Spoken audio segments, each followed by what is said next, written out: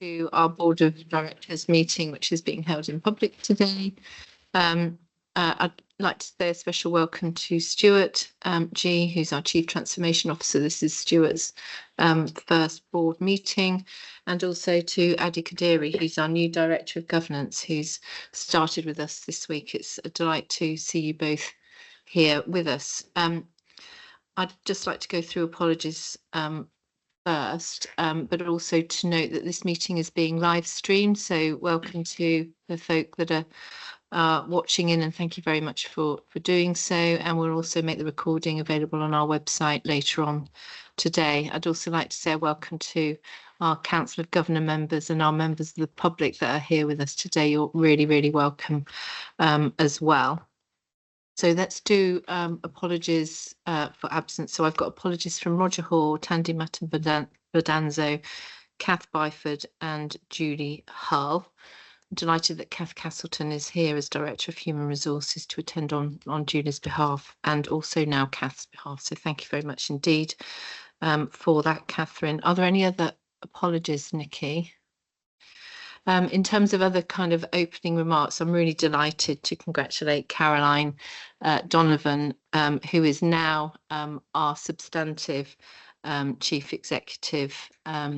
It's great for the Trust to have you, Caroline, here as one of the key issues, and we'll see from our kind of stakeholder survey later on in the agenda, is that there's been a real kind of sense of clarity and vision and direction in terms of the leadership, which I think has absolutely been driven by you, Caroline, but also an uncertainty at the time that we did our stakeholder review as to whether or not that leadership will be sustained. And it's really important to the Trust that it is. And congratulations on your appointment. And of course, Kath, who can't be with us today, has also been successful in becoming our new Chief Patient Experience Officer.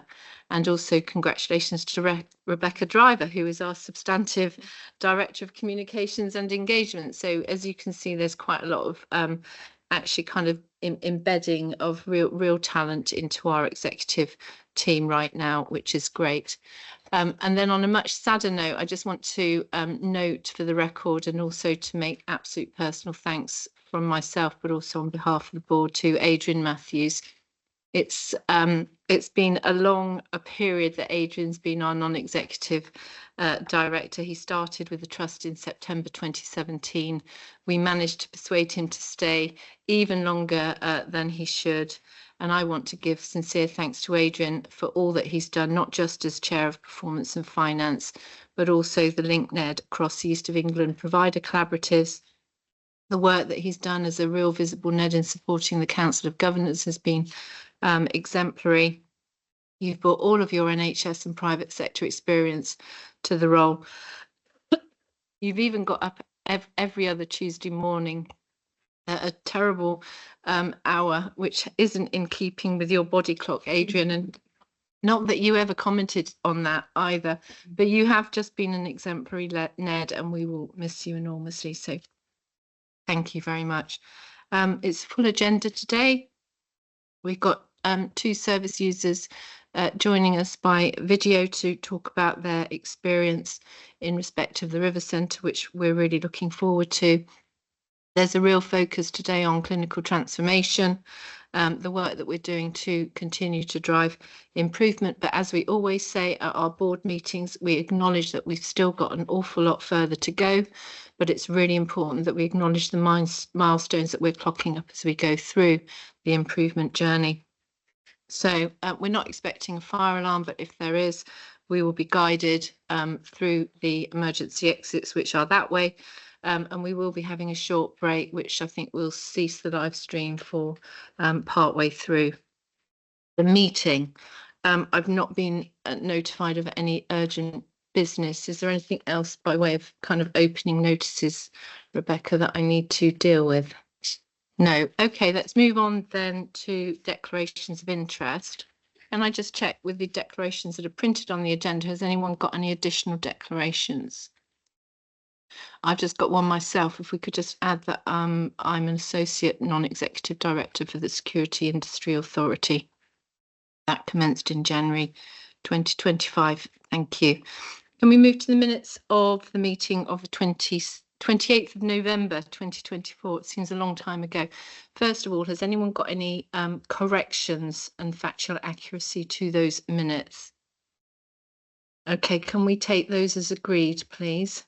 And can we turn to the action log and matters arising? I'm going to ask Rebecca to talk us through any points from the action log. And I think we note with delight, don't we, Jason, that our temporary access card issue is resolved. And we're reporting progress regularly to Audit and Risk Committee now. That's great news. Thanks very much. Rebecca, over to you. Thank you, Chair. So on the action log, just to note the 4 items that are complete and will be removed from the action log at the top. Then we move on to a couple of red items which relate to Anthony. As you can see, a revision there has been made for the completion date for both and a recommendation on the right. I'm just going to check with Anthony if he'd like to make any comment on that, or if there are any questions for the board on those revisions. Thank you, Rebecca. Just in terms of the Safer Care report, that was to do with the change in the frequency at which the Safer Care report will come through. We felt that the Safer Care report needed to have more trend data in there, so hence pushing it out to the June date for that to come back. And in terms of the Safer Staffing report, we've done some work on Safer Staffing. We've been using the mHost tool, and we've had 3 data points on the mHost using the mHost tool now, but there's further analysis that needs to be done on that data, and hence why we have pushed that back now to come through in April. Thank you very much. Are there any questions? Caroline, sorry. Just to clarify then, Anthony, sorry. So what's the frequency that the Safer Care report will come through to the board? Right, and hence why it's now from a June date. Thank you very much. Any other questions? I mean, it seems to me that what we've done is sensibly in terms of the action on the Safer Care report is reframed it because we need to have trend data. And I think we should actually reframe the kind of the baseline and not be marking that as outstanding. I think it's been agreed by the board that that is the way that we will take this information forward. So can we just amend the action log moving forwards, Rebecca, please, and add data just so that we can reflect that. That would be great. Thanks very much. Thank you, Chair. Yes, of course, we'll take that action. Then moving on to item 24.76D, this relates to service user experience and the ongoing work of our Service User and Carer Council. I think it's important to note the change in leadership of our new Service User and Carer Council now that Kath Byford has moved from her role as Deputy Chief Executive and Chief People Officer into her role as Deputy Chief Executive and Chief Patient Experience Officer. And we had quite a full discussion at our council meeting just before Christmas about the terms of reference, and that is quite a significant piece of work for the council to complete. So that at our next meeting, we will be working with them to do that. And we're also starting now our new 5 localities that have been formed to move ahead with the conversations about establishing service user and carer councils at locality levels. Just checking if there are any questions on that point, but it's a work in progress. Then we have a blue item, and then moving on to Tandy's point in her absence. I think it's fair to report as an executive team, we are working very hard now to make sure benchmarking data flows through everything that we are doing. It is a significant piece of work, and under now Stuart G's leadership as our new Chief Transformation Officer, we have performance within his portfolio, and we are doing some really strong work on benchmarking. There is more to do, with a focus particularly on making sure that what we report is the same as what other organisations report up and down the country, but that is a work in progress. I'm looking around the room for any questions.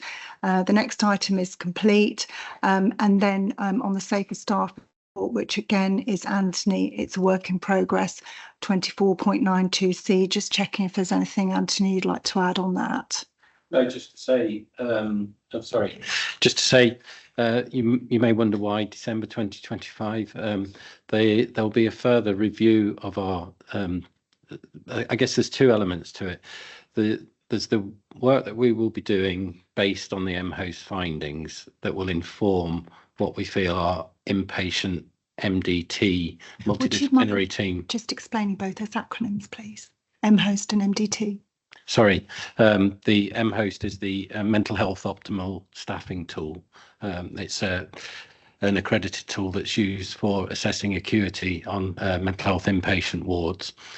So we'll be using the findings from that to inform what our staffing establishment should be going into next year. But we want to do that in the context of trying to improve the therapeutic environment. So we're looking at how our nurse staffing relates to our wider multidisciplinary team, our MDT staffing. So it's really important that we get the skill mix right in terms of occupational therapy, psychology, activity workers, etc. on our inpatient ward. So it's it needs a bit of time to work that through and get those establishments settled. And then there'll be a further review of that, as we're required to do under the National Quality Board, to review our staffing levels at a 6-month interval. So hence by December we will be bringing through that further update on how our revised safer staffing has been working in the trust. Are there any questions for Anthony on that? I'll just take the final item then. Can I just say thank you Sorry, very much Chair. for that really clear explanation as well, Anthony. It's really appreciated. Thank you. Thank you, Rebecca. Chair. And then just the final item, which related to single sex compliant, is now completed and will be removed for the next meeting. Thank you, Chair. Thanks very much. Can we note, and if there aren't any questions, can we note the progress made in the action log, please? Great, lovely.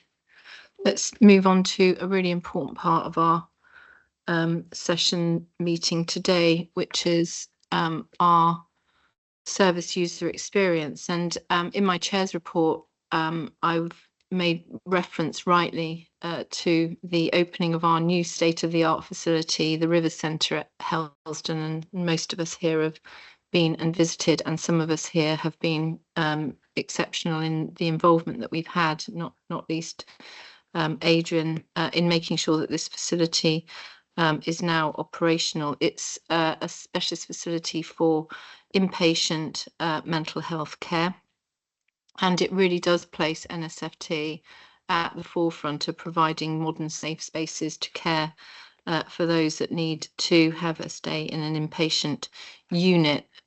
We've commissioned this project from the get-go with the aim to put our service users at the very heart of the design and development, and I'm delighted that Beatrice and Alistair are going to share their experience of being involved in the design of the centre. And I'm then going to ask Anthony to introduce. So is there anything else you'd like to say, Anthony, or have I yet again stolen every single little bit of your thunder? If you can think of anything else to add, crack on. No, I suppose just to say, I'm relatively new to the trust, and to see the River Centre as a development is fantastic, and to see what it's replacing, I think it's a great tribute to all the people that have been involved in the project to get it to this stage. And we're going to be providing our patients with state-of-the-art facilities now at the River Centre, which is fabulous for them. So it's been a great development, and a great tribute to all of those that have been involved in delivering on the project. So it'll be great now to hear from our service users in terms of how they perceive it and how they've been involved, which is really important. It's been a co-design, co-produced piece of work, which is really important. So happy to move on and turn on the video.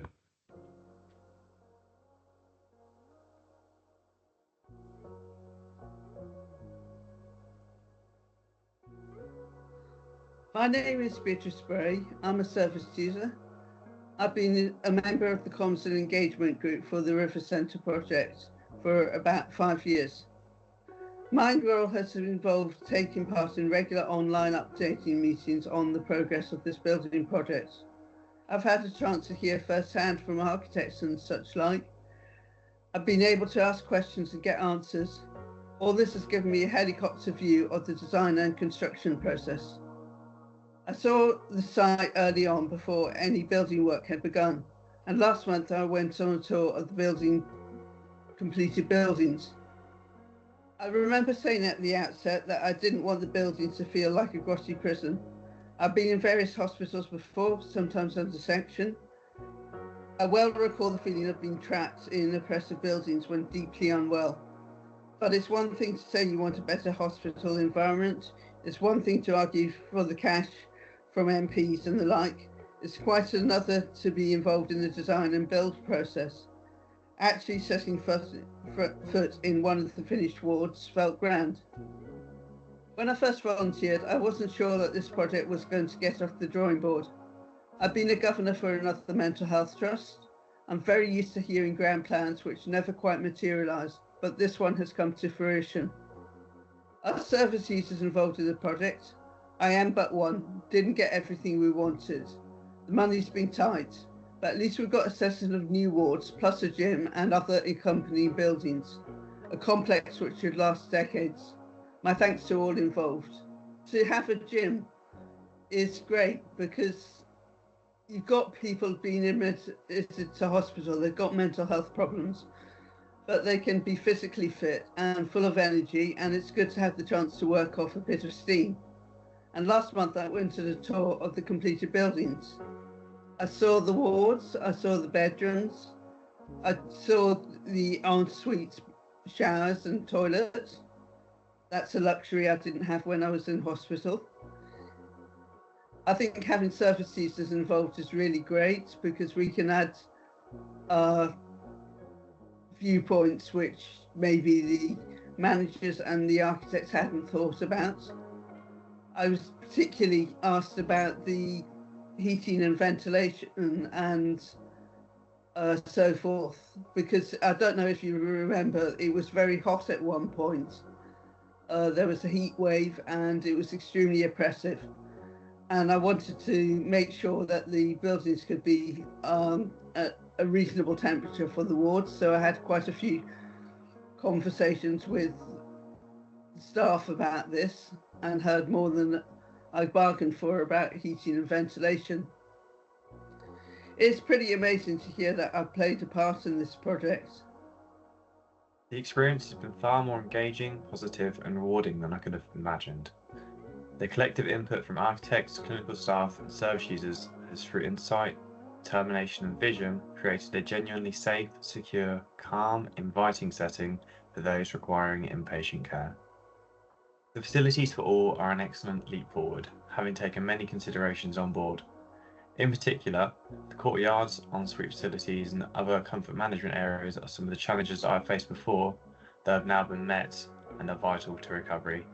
Alongside this, a dedicated family room with magnificent artwork provides more comfort and peace. This is something to be proud of. Project management and communication through Matt and Adam has been joyous. The new wards are here and they are a testament to a steady, collaborative approach.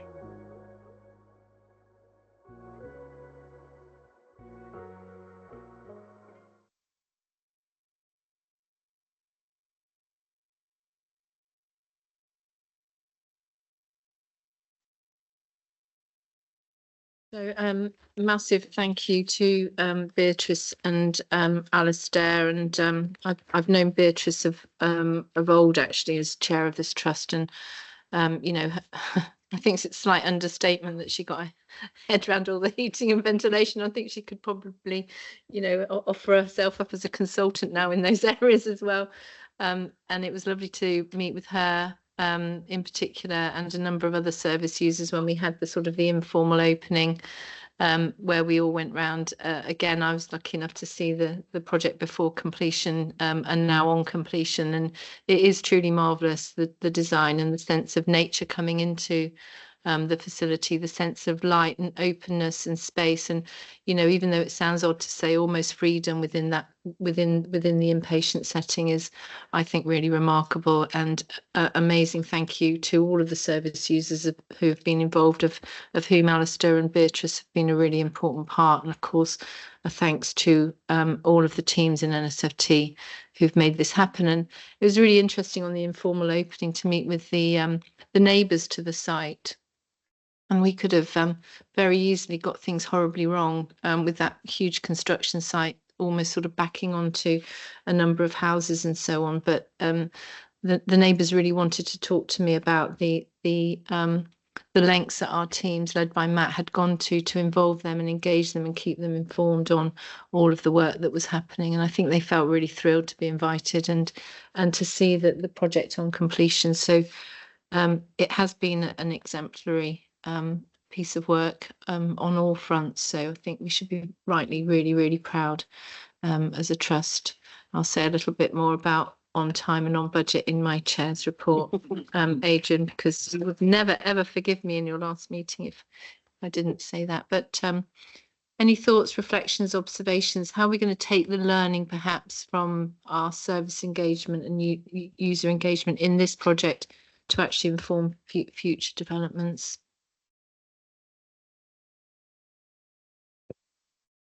Chair. Should we go Anthony, Jason, then Faisal? Yeah, thank you, Chair. I think the standard that we now see that has been set, through the Rivers Centre should be informing what we do now in terms of any further developments with our inpatient services. The approach that it affords as well, the type of environment, a much more therapeutic environment. I think we've asked the teams rather that are involved, the clinical teams, to do some work, doing some baseline assessments on using quality of life indicators to assess how people were in their previous settings and how they have found the experience in the new settings. So it will be interesting just to get that information and data as well to help inform future developments within the trust. So I think this kind of sets the standard for us in terms of what we should be expecting from our acute inpatient services.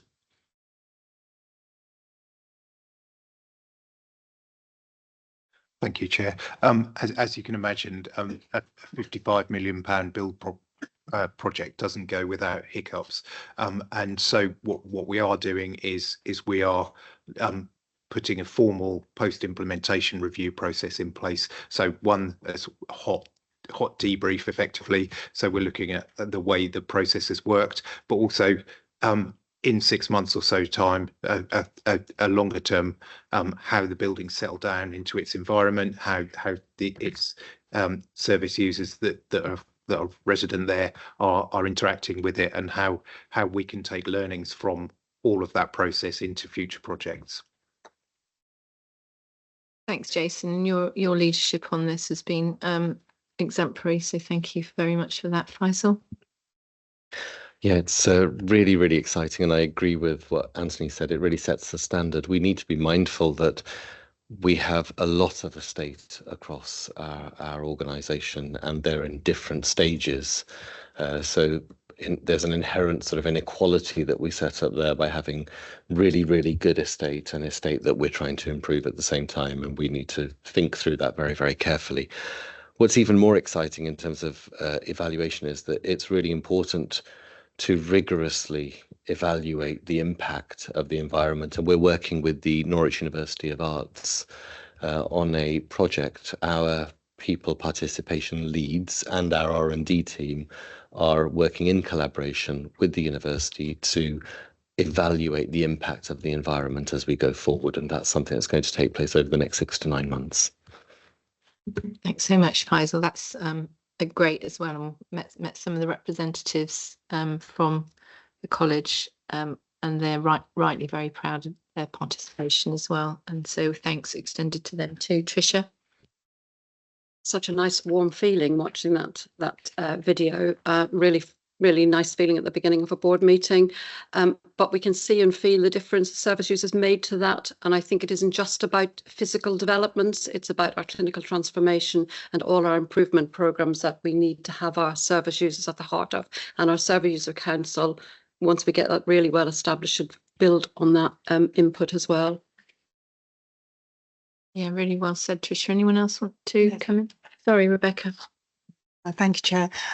Just to also acknowledge the contribution, the enormous contribution that Hospital Rooms and National Charity have made to bringing that artwork into the River Centre.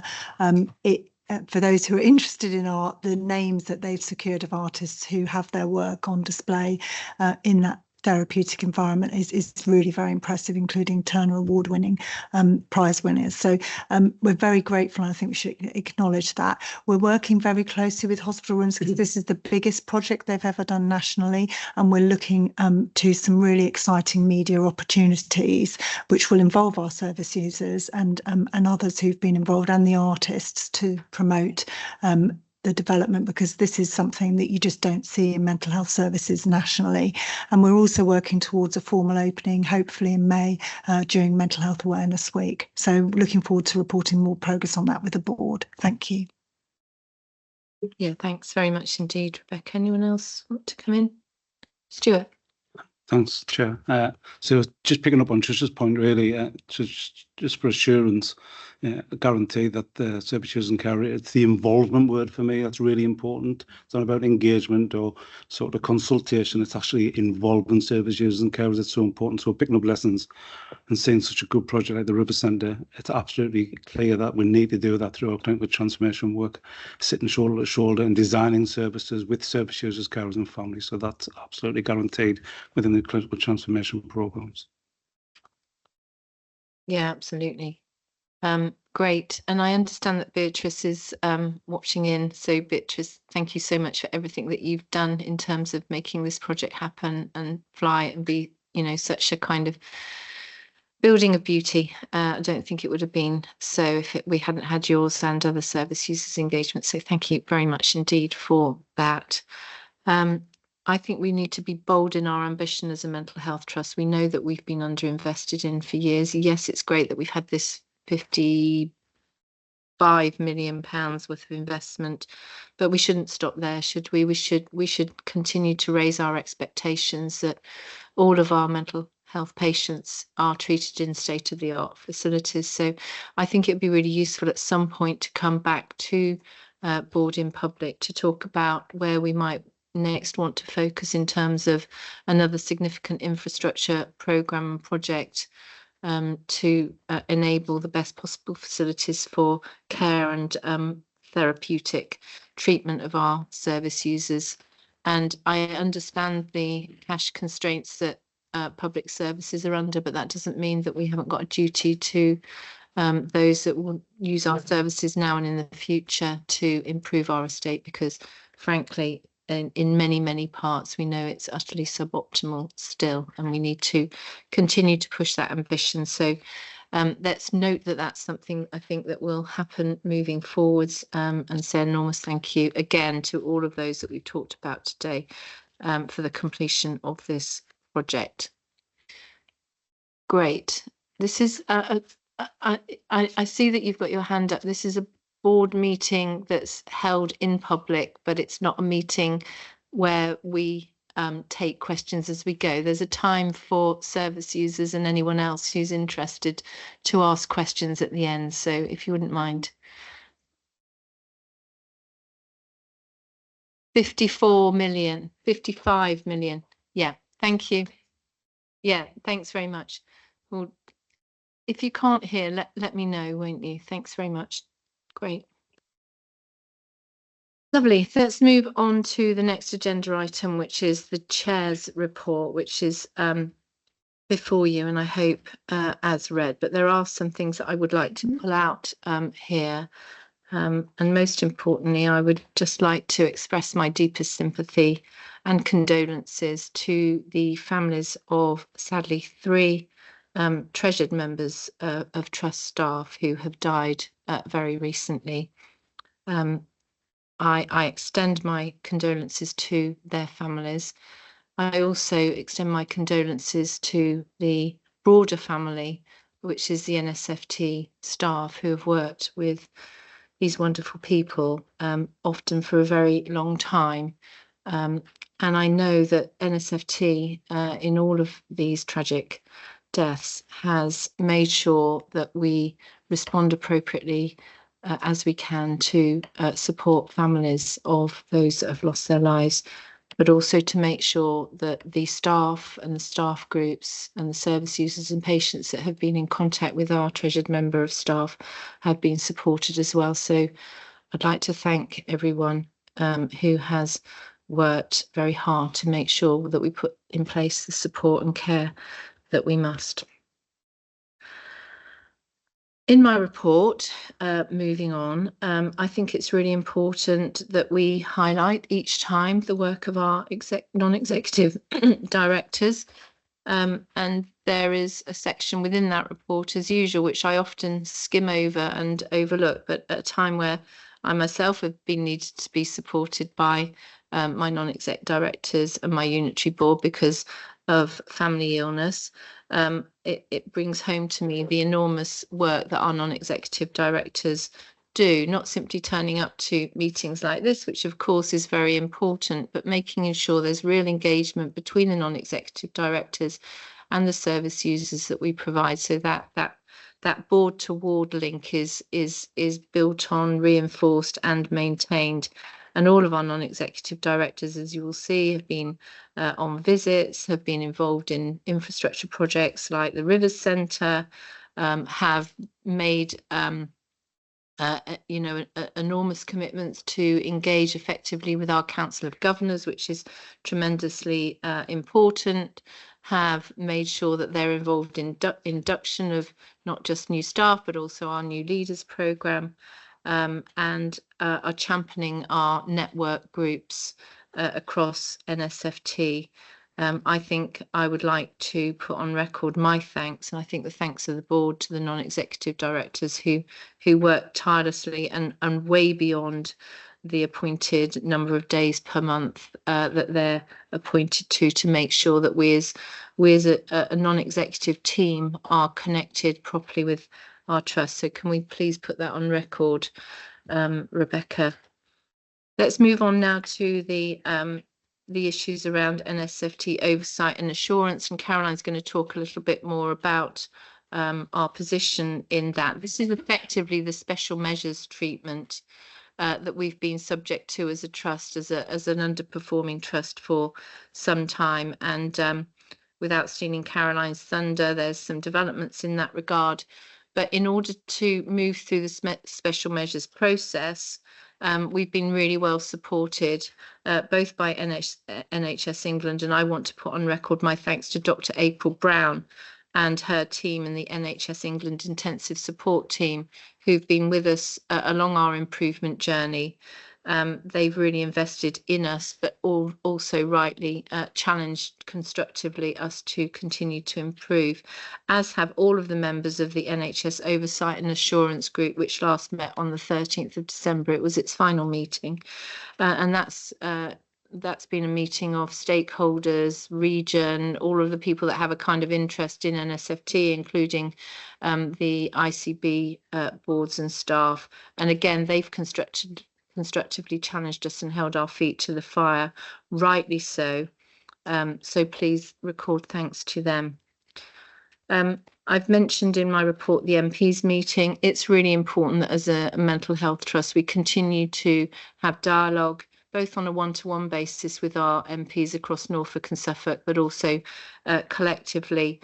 They've rightly challenged us to be able to demonstrate the improvement that we've been talking to them about. And we had a really successful meeting, I think, down in Westminster at Portcullis House on the 23rd of January, where we were really pleased to see a strong turnout of our MPs who have got a really diligent interest in us, and not just in terms of scrutinising us and making sure that we're responding to the individual cases that their constituents bring to them, but that overall we're contributing to the health of Norfolk and Suffolk. And they're offering themselves up as well to be advocates for better mental health across Norfolk and Suffolk. I thought that was really, really encouraging.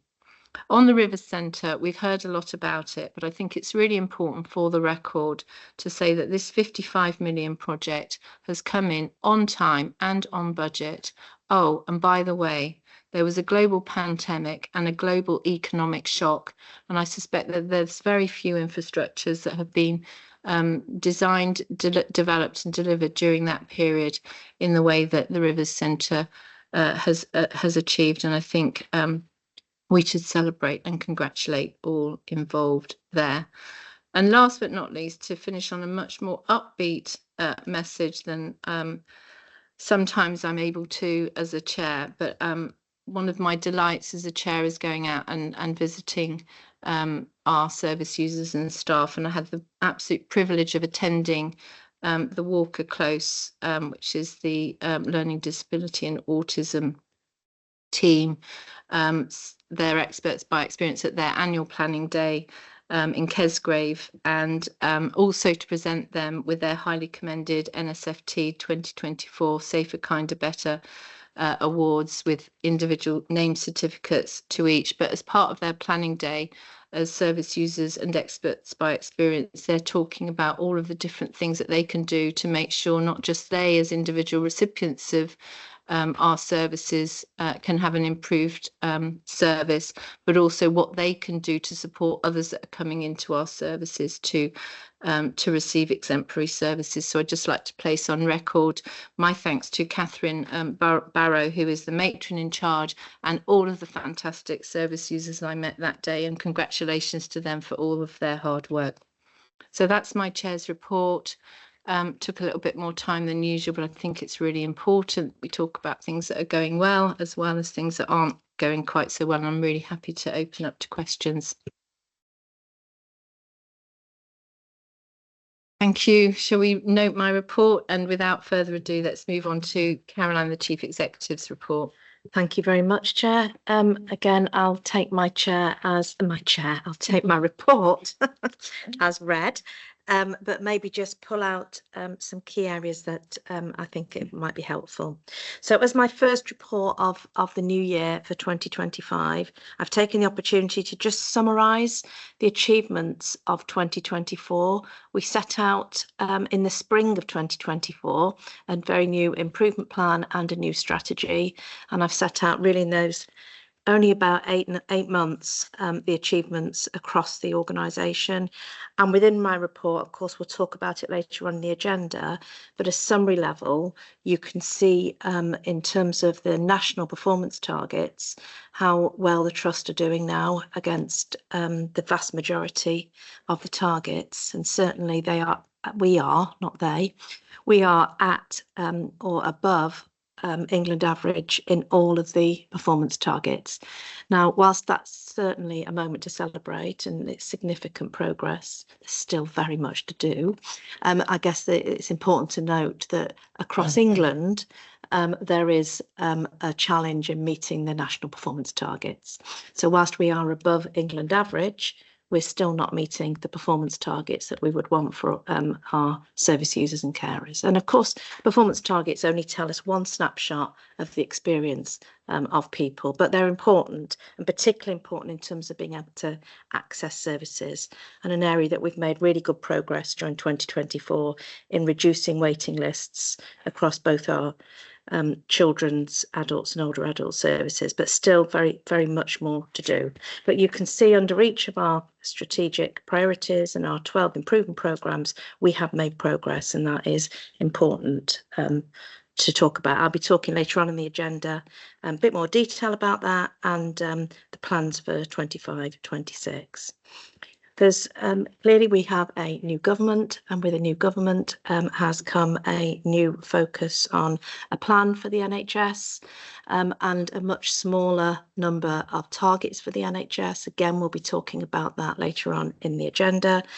And there was real concern, I think, for some weeks across the mental health family of the NHS and wider partners, that the focus we've had for the last 5 years around mental health investment, which has been a focus because of the underinvestment in mental health services for so many years, there was a real concern that the mental health investment standard, which protects investment in mental health, was not going to feature in the forward plan for the NHS. So we're really, really pleased to see that the mental health investment standard is staying. We literally, the planning guidance has come out in literally the last couple of days, and the allocations financially we're working through. So it's really very much hot off the press. What we anticipate is there's going to be much less targets, which I think for mental health is something we need to be concerned about, because we want to see improvement in mental health services, and targets and performance areas and focus bring improvement. So we need to make sure as a board that we keep our focus on performance improvement and making sure that we decide which targets, regardless of any national plan, that we want to keep. We're still waiting for some additional guidance that will come out from the national team around the mental health plan, supplementing the wider NHS plan. So we're very lots of work we're doing at the moment with our partners around that. I'm really pleased that Faisal has taken on the role as the lead partner, the partner member on the Norfolk and Waveney Integrated Care Board. That's a role that I previously had. Faisal, in his role as Deputy Chief Exec, has taken on that role, and many congratulations to you, because you have to go through a process to get appointed into that role. And we're really grateful to you for taking that on. I was really delighted to, along with my exec colleagues, but was the keynote speaker for the Suffolk Users Forum AGM. Had a very warm welcome, really great to go over to Kesgrove and present to them our improvements and how we want to work with the voluntary sector, with service users and carers going forward. Big plans around service user and carer councils in each of our new localities. So it was really great to be part of that. Also, as part of our clinical transformation plan, that again we'll be talking about later on in the agenda, it's no surprise that as part of our improvement plan, we have really asked our ICBs to work much more collaboratively together.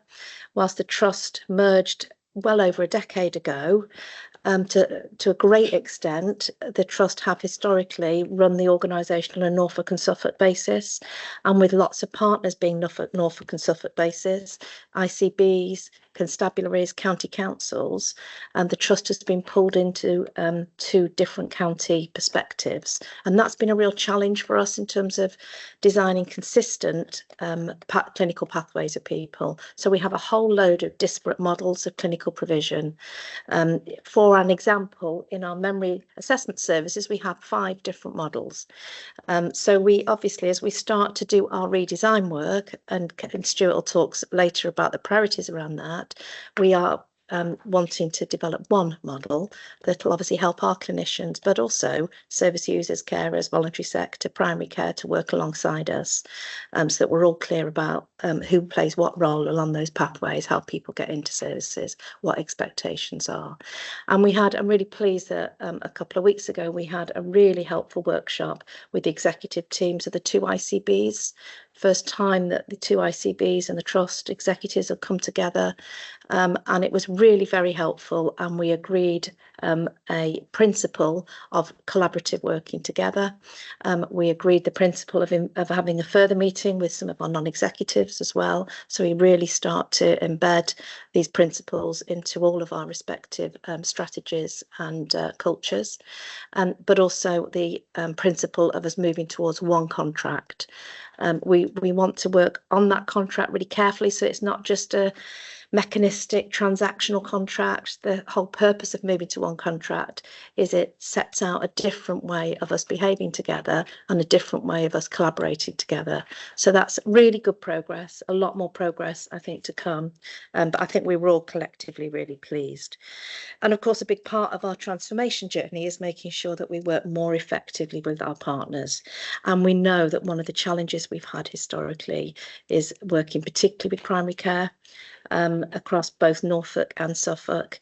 I'm really pleased that Faisal is, alongside all of us, really prioritising how we can develop much stronger relationships. And of course, Stuart will be working with Tandy around the clinical pathways and how we work together with primary care. Faisal and I have met in the last few weeks with both the GP Federation and the local medical committees for Suffolk and Norfolk. Again, agreed a different way of working going forward. And what was brilliant for Norfolk and Waveney local medical committee, they wanted to work in collaboration with Suffolk, so they suggested let's come together and let's do this work together. So that was really very helpful. There's still frustration, there's still a lot of work for us to do, but we're starting to set those relationships. And I know you're, Faisal, thank you for a lot of work you're doing around this and getting out and meeting lots of primary care colleagues as well. So big thank you to you for that. I just wanted to note it was great to go to the Service User and Carer Council at their second meeting. We've got another meeting coming up with them. We're mindful of the fact that we're going to be establishing the locality Service User and Carer Councils.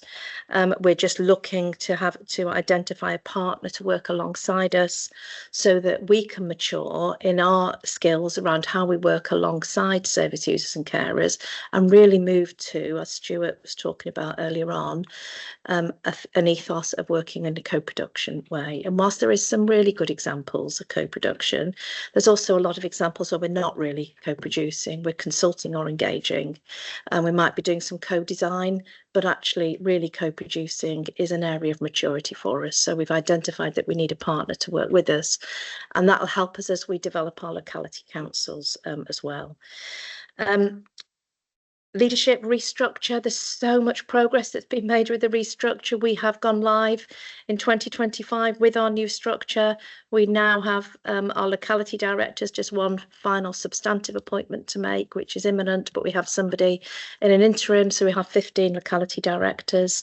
We've made massive progress with the phase 2 associate director levels and significant progress at phase 3, which is our community matrons, consultants and service managers. Out at phase 3, out of 82 roles, we have about 15 vacancies. And again, those we've just seen some really good progress for interest coming into the trust, as well as other internal candidates that have applied. So that is really positive, and it's a significant change than from a year ago. So we thought we'd be having to do a much more proactive recruitment campaign, but we've still got to appoint and go through a process, but early days it's looking really positive. And I just came yesterday with some executive team colleagues. We had a big induction day for our leaders, and that was really, really positive. So it's great that we are getting and making so much progress. Of course, significant work to do to embed. Very nearly finished. We just a couple of flags. We're moving into our wave 2 of Listening into Action, and next week we have our launch of our Listening into Action programme. Of course, all the board are more than welcome to come to that event on the 11th of February in Kesgrave in Ipswich, and also a date for diaries for the board that we've agreed, a date Zoe and I have with Yvonne Coghill, who is going to be leading our Race Equality Conference on the 31st of March, and that'll be launching and again doing work together with colleagues across the organisation around the work that we want to learn from the work that Yvonne has done. So I'll probably just leave it at that stage at the moment. Thank you so much, Carol. I think it's an indicator of the pace with which we're moving, that there is so much to report back through the Chief Executive's report, and thank you for doing so clearly. Has anyone got any questions of Caroline Lindsay? Or Linz, rather. I'm calling you Lindsay. Linz. That did feel very formal, didn't it? Yeah. Sorry about that. It's around the financial position, and I appreciate we have papers on this as well. But I just wanted to comment. I don't think we can underestimate the ask that this trust has.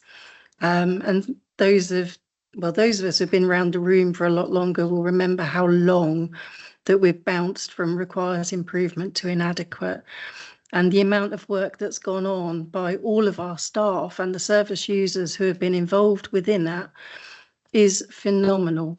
And I would just hate for any of that to slip back because we cannot get the financial requirements that we need for the coming years. It's just too important to lose the pace that we've had and the amazing work that's gone into it.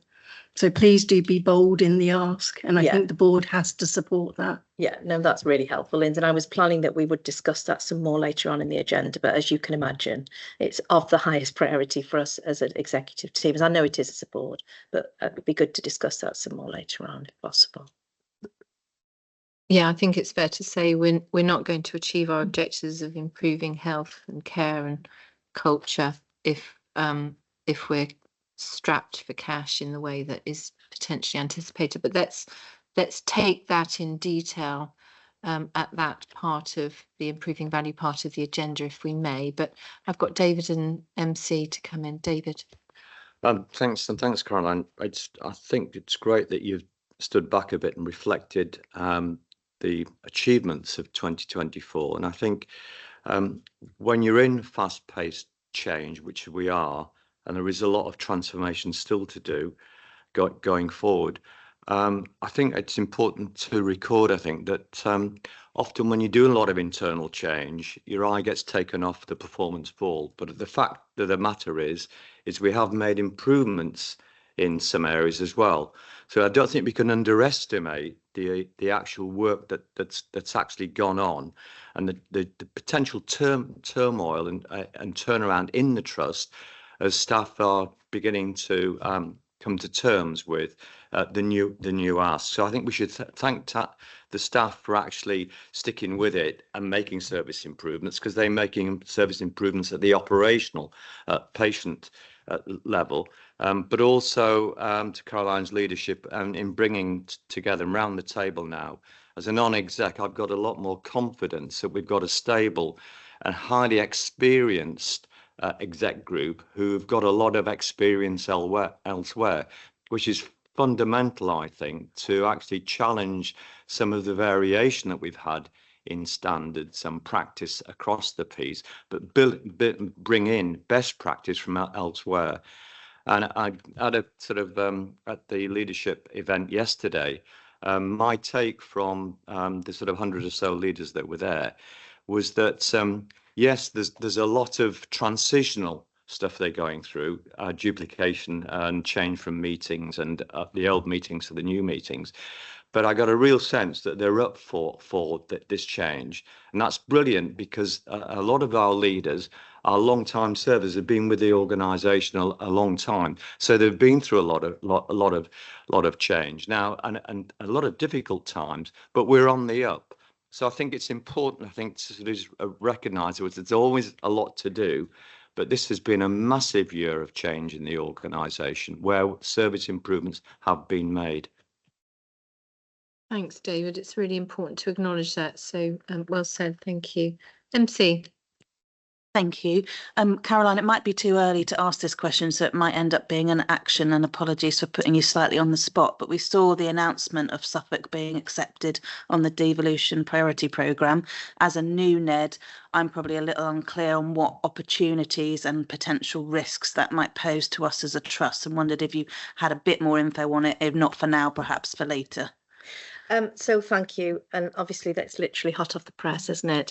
I think it, for us as a trust that serves Suffolk and Norfolk populations, and the notion of having a mayoral appointment across Norfolk and Suffolk, I think that can only be an opportunity for us. And our direction of travel is really, and hence why I talked about the workshop and the one contract and the collaboration that we've really sought to get the ICBs to support, and really pleased that they have, is in the direction of much more collaboration. So I think it can only be helpful, to be honest, MC. But we'll keep close to it, obviously, and see how we can support. Thank you. Yeah, I'd like to echo that. I think it is really important. I mean, we've been striving to create one NSFT. The fact that there will now be a directly elected mayor for Norfolk and Suffolk with elections in 2026 is a huge opportunity for us to move, beyond one NSFT to one system, while actually delivering really tailored locality services. And our restructuring and the way that we're reframing ourselves as an organisation was with some foresight and anticipation that this devolution process would take place, and gives us those opportunities to work in even greater concert with many of our key partners, not least social care and housing and all of those others that are provided through local authorities and the voluntary sector. Great. Any other questions of Caroline?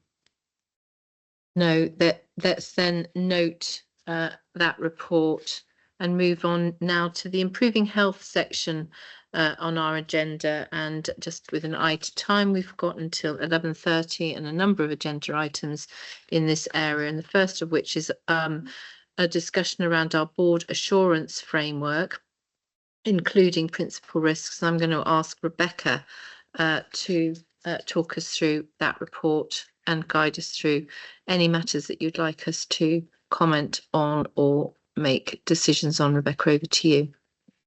Thank you, Chair. And just for clarity, I am the Trust Director of Operations. I don't do that. Communications and engagement, but in advance of Ade's arrival as our Director of Governance, I've been holding the reins on the governance portfolio, which is why I'm speaking to this item today. This has been a huge piece of work led by Lisa Quinn, who's our board quality advisor, who will introduce herself in a moment and joins us today to present this report. But I would like to pay tribute to Lisa's work on behalf of the board, because it's been a huge transformation for us in our governance and board assurance work, which was much needed. And Lisa's also been leading on our improvements around our risk and the work of Sarah Preston, who has recently been appointed as our new head of risks, needs to be acknowledged in that regard as well. She joins us from East Suffolk and North Essex NHS Foundation Trust just down the road. So on that note, thank you, Lisa, and I'll hand over for you to present the report. Thank you. Thank you, Rebecca, and thank you, Chair, for letting me present this report today. As it's already been commented on, there has been such a significant change in the organisation over the last couple of months with our new locality leaders and new governance arrangements, but everybody has embraced the change and is really looking forward to having that embedded across the organisation. It's not without its challenges, but as I say, we are on an improvement journey and we're all committed to doing that. So the report aims to highlight the work that's been done by the board and also our locality leaders over the last couple of months.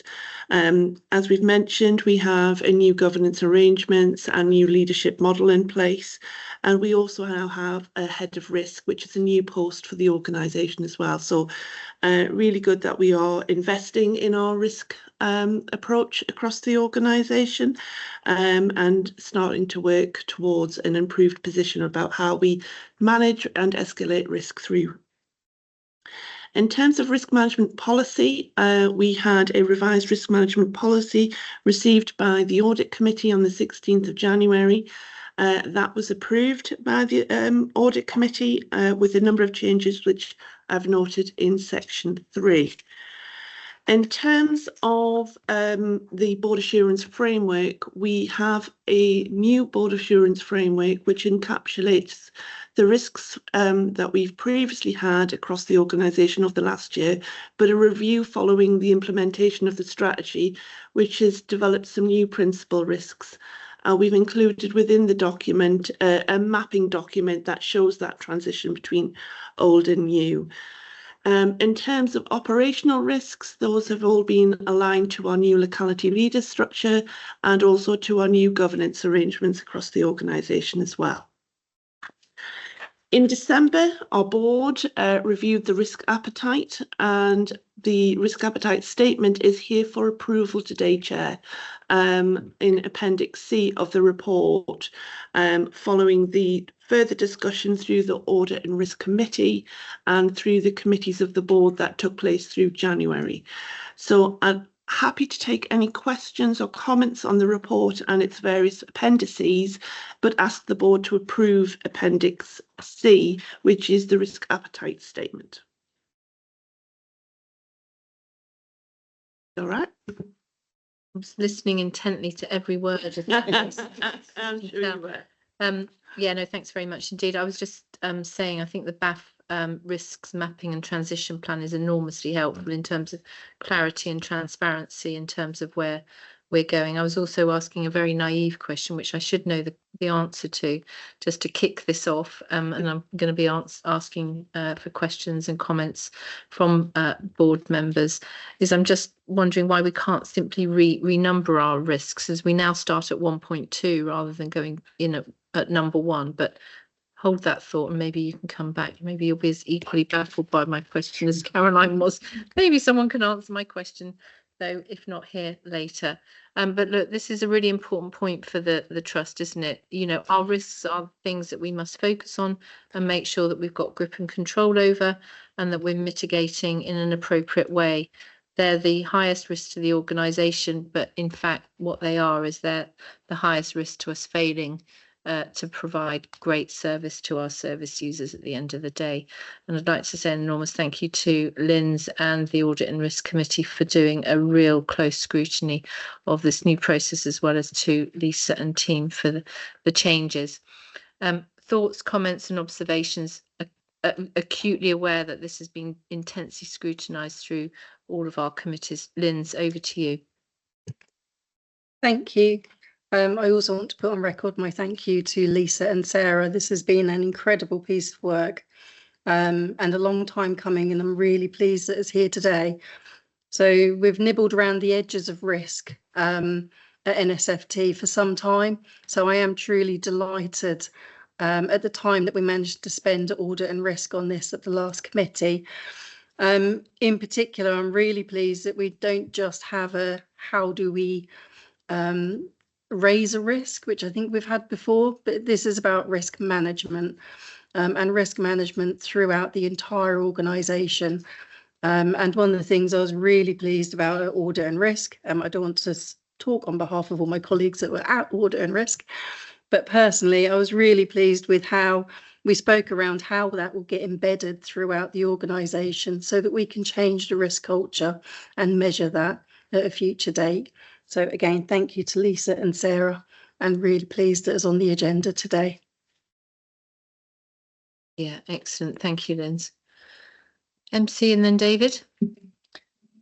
Thank you. I just wanted to reiterate that as a new NED, as part of my induction, I've been observing all the committees, and it was so obvious to me how embedded this new process is in the organisation. It also came through on our ward visits. So Caroline and I visited staff on Sandringham ward who were able to confidently talk about the risk they were managing at a really operational level. And in my experience, these frameworks only work when they're not dusty documents sat in a cupboard somewhere or just presented at board meetings. So enormous well done for getting it embedded in a large organisation, because the way we manage risk will be absolutely crucial to our success. And I saw so much evidence over the last couple of months as part of my induction of how the trust has embraced this process. So really well done. Thanks, MC, for bringing that to life in that way. David. Just a brief comment. I think the risk appetite, which we were about to approve, is really fundamental. And I just wonder, I haven't got the answer to this, but a thought goes through my head is about how we can sort of populate this with staff, because for me, it sets the tone and the kind of climate of the environment in which we want the trust to operate. I'm particularly thinking of the innovation transformation, because that will come hard, I think, to some staff in terms of challenging some established practices. If we're trying to reduce variation, for me, it's for how we populate this with staff and let them know this is where the board's at. So it's the old mantra, sort of, it's all right to fail, take some risks, fail, learn from it and move on. So I think there's more to be done there, but I think we're in a better position by having that significant risk appetite for innovation and transformation. Yeah, thanks very much. Just for those of you who haven't got the papers in front of you, I think we've said that we are very open to being audacious in the way that we test ourselves in the realm of innovation, which does mean that we want ideas and to try and test them without that kind of sense of having to watch your back the whole time in kind of layperson's terms. Jason. With regards to the risk appetite, obviously, some individual risks will be very dynamic throughout that process. So at one point in time, they will be innovation transformation with a significant risk appetite. But as they move to business as usual, that risk appetite may reduce as for quality and compliance reasons. So we need to be really fleet of foot about how we manage that across that transition across each of these categories of risk. But this framework really gives us that opportunity to be able to do that. I think David's point around how we socialise this with staff and how we contextualise it, though, is a really important one as well. And you know, as MC was saying, risk is not a dusty old document that sits on a shelf, and the more that we can do to enable our staff to feel confident about using our risk framework to make decisions both operationally and then for us to kind of frame where the organisation is at a strategic level would be helpful. Any other comments, thoughts and observations on this? Caroline. I was just going to pick up your earlier question. The misordering, what it looks like, of the numbers is because of the transition plan. So that's where it was, and hence why it's being mapped across. And your second point, and MC's point and David's point, I mean, there's absolutely zero point in us having any risk framework if our teams don't own risk. The work that Lisa has led with us has really also strengthened the management action. And really distinguishing what the role of the board is and what the role of management is. And so we've now set up in a consistent way groups that sit alongside each of the committees of the board, but their responsibility is to ensure there's management action around risk, and that goes right into the organisation and cross-cuts both from our localities and our board committee themes.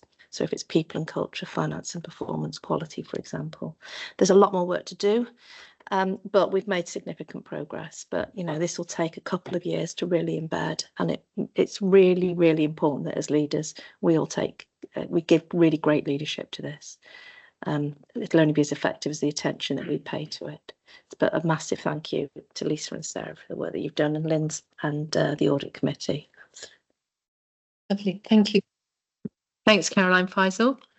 And just to say, as well as all of that, it's also about acknowledging teams that provide more assurance and help us manage to mitigate those risks. There's a lot of work going on in terms of socializing this, getting teams closer to it, making it more real life so that people understand their own risk registers.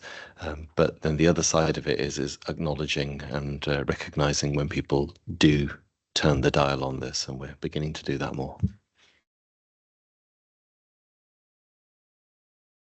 Very much. Okay, thank you very much. Any more? No. Okay, let's move to the recommendations, shall we? So our first recommendation is we note the progress of the BAF mapping and transition plan, which is the plan at Annex A, which, as I said, an incredibly helpful document. So can we note that? Thank you. Recommendation 2 is we note and discuss the latest version of the BAF. Well, we've noted it, we discussed it both in committees and here, so can we approve that? Thank you. And lastly, can we approve, noting the comments of members of the board, the risk appetite statement, which is Appendix C. It's approved. Can we record our thanks, please, to Lisa and Sarah and teams for all of the work that they've done to manage this transition now to having a real state-of-the-art plan around risk for NSFT. So thanks very much indeed for that. Let's move on to the next item, which is our recovery support programme and improvement programme. And Caroline is going to talk to this and note the update. Thank you very much, and thank you to Tom Davies, who is, I think, sitting down and might want to come in, but I'll maybe give a bit of an introduction. Who's worked alongside us in this work. So, Chair, you pulled out earlier on in your report the work that we've done around our recovery support programme. We've been in recovery support for the best part of a decade. I think we've been out of it for 6 months, but then went back into whatever its predecessors were called, special measures, national oversight, recovery support. They've been called different things, but the special measures regime for over a decade. And a big part of our improvement journey is about sustainability. We know that we've had 4 ratings of inadequate from the CQC. We've had 3 ratings of required improvement, and we haven't managed to sustain that requires improvement. So our whole improvement programme is about sustainability. Clearly the CQC are going to be coming back, we anticipate, in 2025. Anthony will talk some more about that later on, but we're very, very focused on being able to achieve a rating of requires improvement. Of course, we want to demonstrate significant progress, but that'll be the first time that we'll have had 2 if we achieve that, 2 ratings of requires improvement, and an important indication of our sustainability. At the heart of our recovery support programme has been our improvement programme. We've completely aligned the 2 programmes so that we had one overall improvement plan, and there have been in the last month meetings at both a regional and national level to review our progress and whether there is enough assurance to move us out of national oversight 4 into national oversight 3. We are waiting for formal confirmation of our transition into national oversight 3, and we will inform people as soon as we are able to. But I think it's fair to say that we have made significant progress, as we've been talking about, but still maintain significant humility because we have a lot of work to do still ahead. In terms of our overall improvement programme, I talked in my Chief Exec report about the progress during the calendar year of 2024. Clearly, our programme takes us right up to the financial year, up to the end of March, and the board can see a report against our progress of our 12 major improvement programmes aligned with our 4 strategic priorities. We've also been spending some time in the last couple of months working through with our leadership teams what our improvement programme might look like for 25-26. Whilst we're really keen that we sustain the same themes, there are some small changes that we think that we need to make. And I'll ask Tom to just come in and talk a little bit about those, and then the board can get a little bit of insight into the proposals. Thank you, Tom, very much. Thanks, Caroline.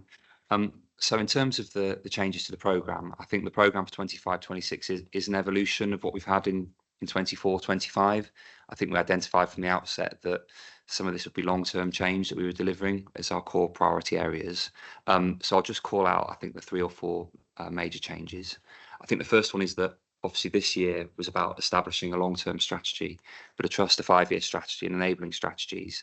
That's been successfully done. So I think the key area to be strengthened this year is to draw out health inequalities in particular and to develop a stronger trust-wide approach to health inequalities, as well as to really focus on key inequalities for the trust, which are suicide prevention and to support the physical health agenda.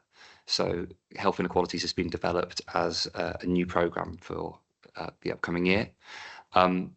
That's really kind of an evolution of the Learning from Deaths work. So there isn't a continuation of the Learning from Deaths programme in itself, but that suicide prevention element is very important to the health inequalities programme, as well as the learning from incidents is a key part of the improving quality programme that we have. Another key change is that clinical transformation we've split into 2 elements. So one element is clinical transformation pathways, which is the development of our of key pathways within the trust. The second programme is clinical standards, which is looking to address our key targets and key waiting list areas to make sure there's a sufficient focus on those key performance metrics the trust needs to achieve. Another area of development, obviously this year, has been significant work to put in place the future leadership structure for localities and to develop the locality structure. That needs to be embedded in 25-26. As well as the alignment of corporate services to best support and enable those localities.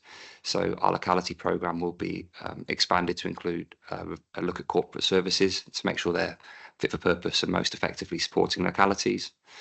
And then I think the final key change is that Our programme this year focused on preparing for the new electronic patient record, and that process is being expanded to cover digital transformation more widely. So as well as that EPR procurement, there's a huge opportunity through the adoption of AI that the Trust has started to put in place, as well as the need to strengthen cybersecurity and broader digital innovation, really. So they're the key changes. Thank you very much, Tom. So hopefully that makes sense in terms of keeping the four strategic priorities, still having 12 major change programmes, a little bit of tweaking, but really important that we focus on embedding, and would welcome any thoughts. Thank you. Yeah, thanks very much. Thanks, Tom, for all the work that you've done on this, and also for the very clear report, which kind of, as you say, talks about the evolution of our next stage, if you like, of our improvement plan journey. So the board's being asked to note the update, but also to approve the outline scope for the 25-26 improvement programme. Have we got any comments and thoughts on that scope in particular for where we're heading in the next year? Adrian. Yeah, thanks. And you'd probably think I was going to go here, but the affordability of the transformation, we've touched on it a bit, and we will touch on it later, but the NHS is not going to be funding much transformation in 25-26 going forward, so we're going to have to self-fund this. And the biggest red area in our plan is the EVI, which is how we fund it. So there's a real conflict there about being able to transform and save money at the same time. Do you want to say anything on that? Yeah, thank you very much, Adrian. And really, really important, isn't it? So part of this is, again, the work that we've done in 2024 to redesign and make sure we're ready for transformation. So we've redesigned our corporate services to some extent and established a clinical transformation directorate. Obviously, we've appointed Stuart with the skills that he brings, and he's in the process of appointing a team that will provide the infrastructure. We've also now established our new 5 new localities. Each of the localities have identified their lead areas in terms of transformation. So a lot of this is using the resources that we've already got. We've appointed Kath Byford as our new Chief Patient Experience Officer, who's going to lead on health inequalities. So again, it's going to use the resources we've already got and really focus on the areas that we need.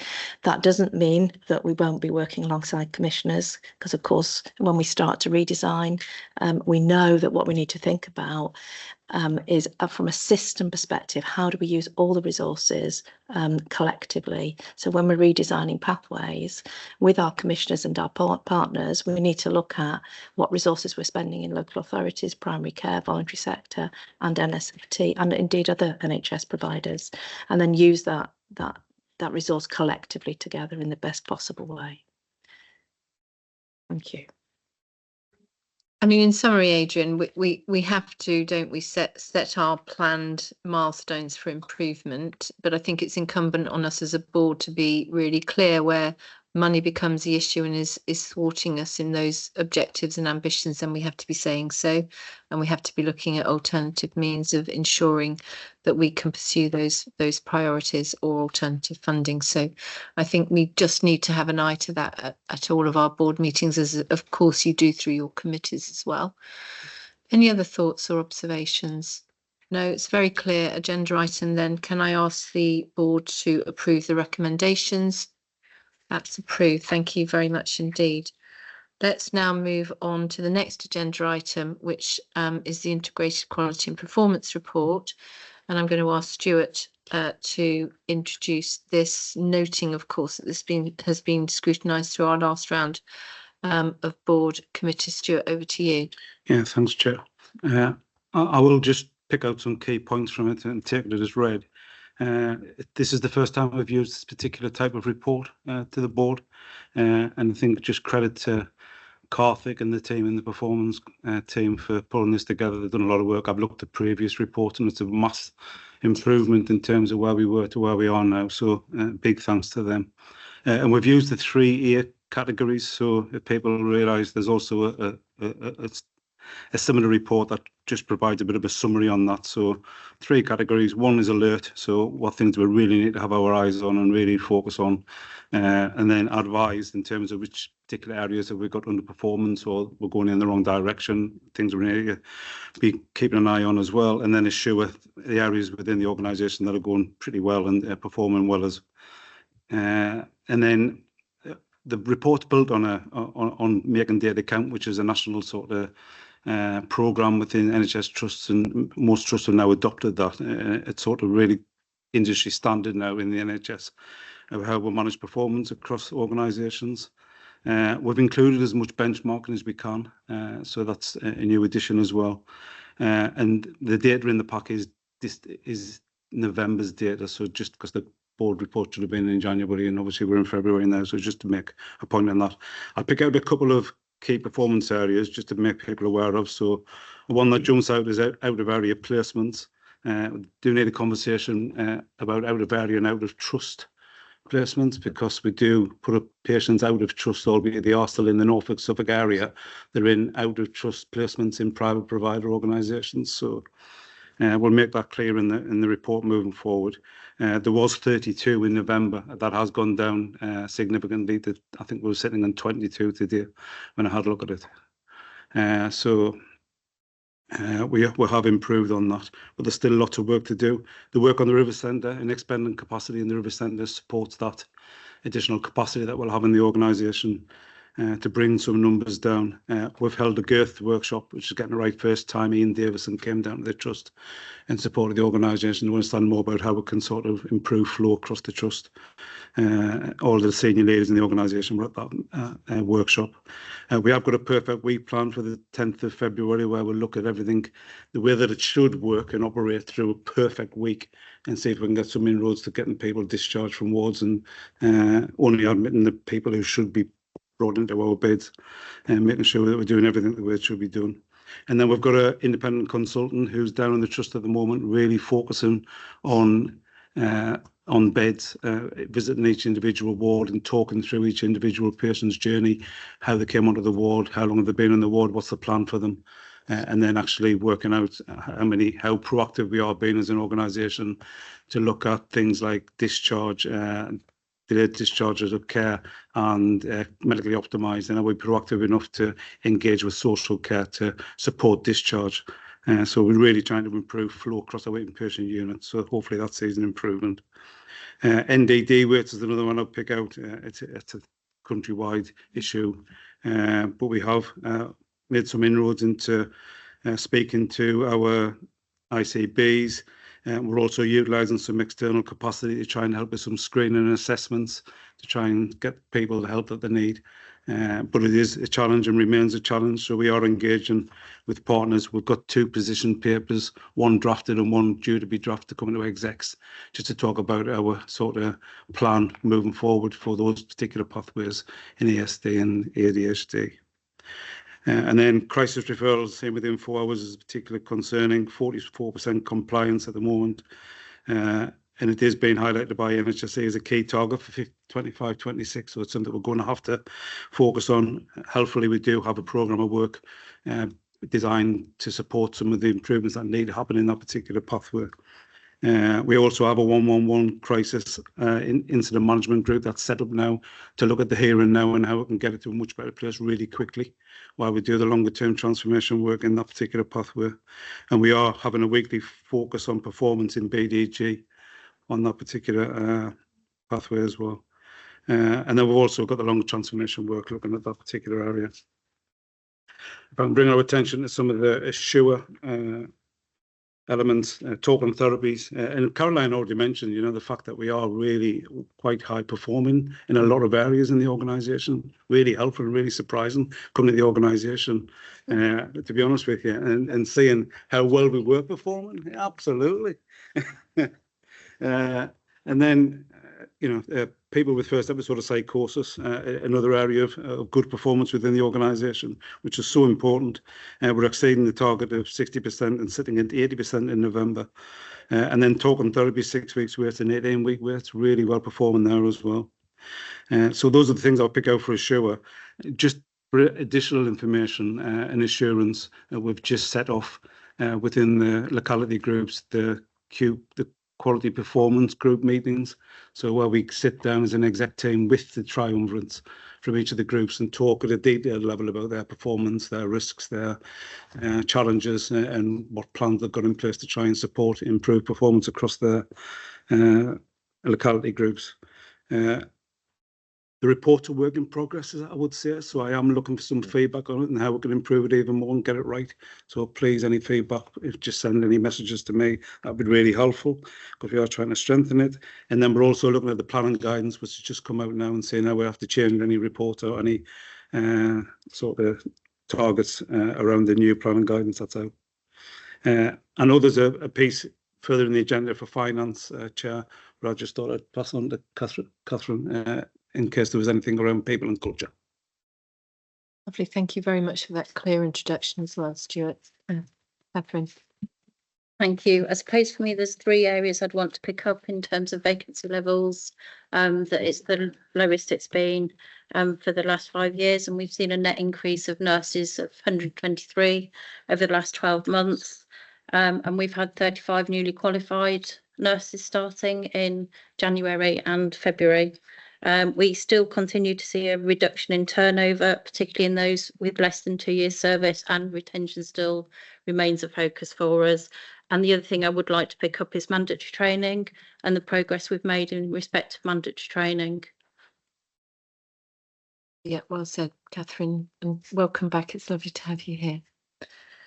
Great. Okay, look, this you know, we're sort of slightly underplaying this. This is a real hallelujah moment for this board. This new kind of Rosetta Stone interpretive kind of way of finding our way through masses and masses of information and data, where it's often very hard to kind of pull out the key priority areas, what we need to be most concerned about, what we need to be most assured about. So this is a really, really, really important report, and congratulations to you, Tandy, and all of the teams for getting us here. It has taken a very long time, I will say, and as a board, as we have been asking this for a very long time, but we've got it now, and we've got to make sure that this new way of expressing areas where we need to be assured, alert, and advising on, that we actually make this work for us. So I think this is an important point.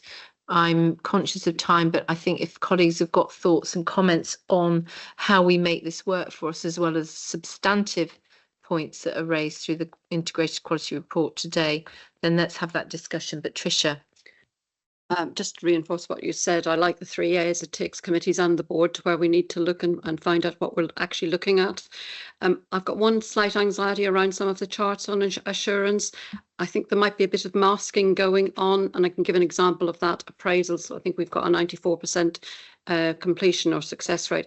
That is not true of all teams, and some of the teams are as low as 31, 40%.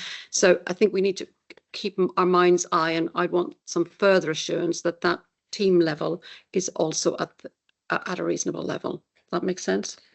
Yeah, but yeah, I think absolutely. And we got caught out on this last time when CQC came through the door, because we were sort of blithely saying, oh yeah, you know, look at these overall figures, and they quite rightly went into the 3 or 4 wards where we were really poorly performing and called us out on it.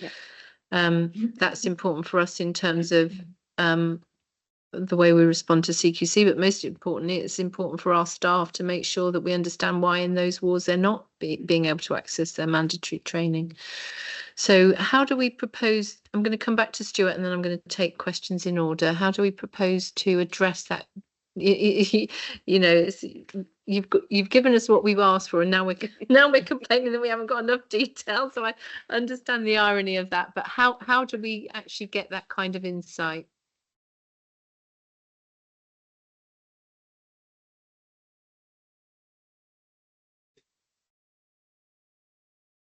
I think it's around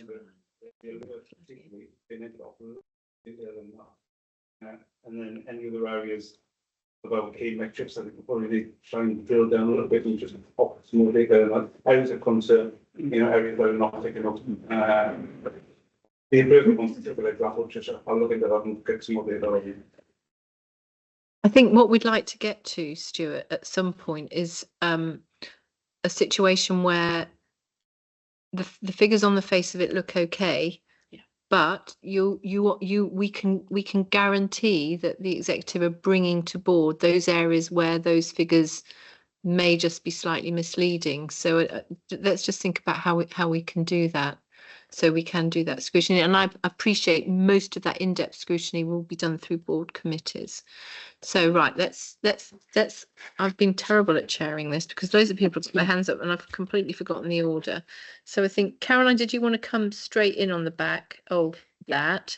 Then I've got. Let me just work this out. I've then got Faisal and Andy want to come in, and Adrian, and Jason and David. Oh gosh, I'll be quick. Right, I'm going to write that down. Faisal, I'm going to do it in that order. And Andy, Adrian, Jason, David, and Caroline first. Right, I'll be really quick. I'll try to be. So again, just thank everybody for the work that's gone on. Karthik, I think, has been key to supporting this work.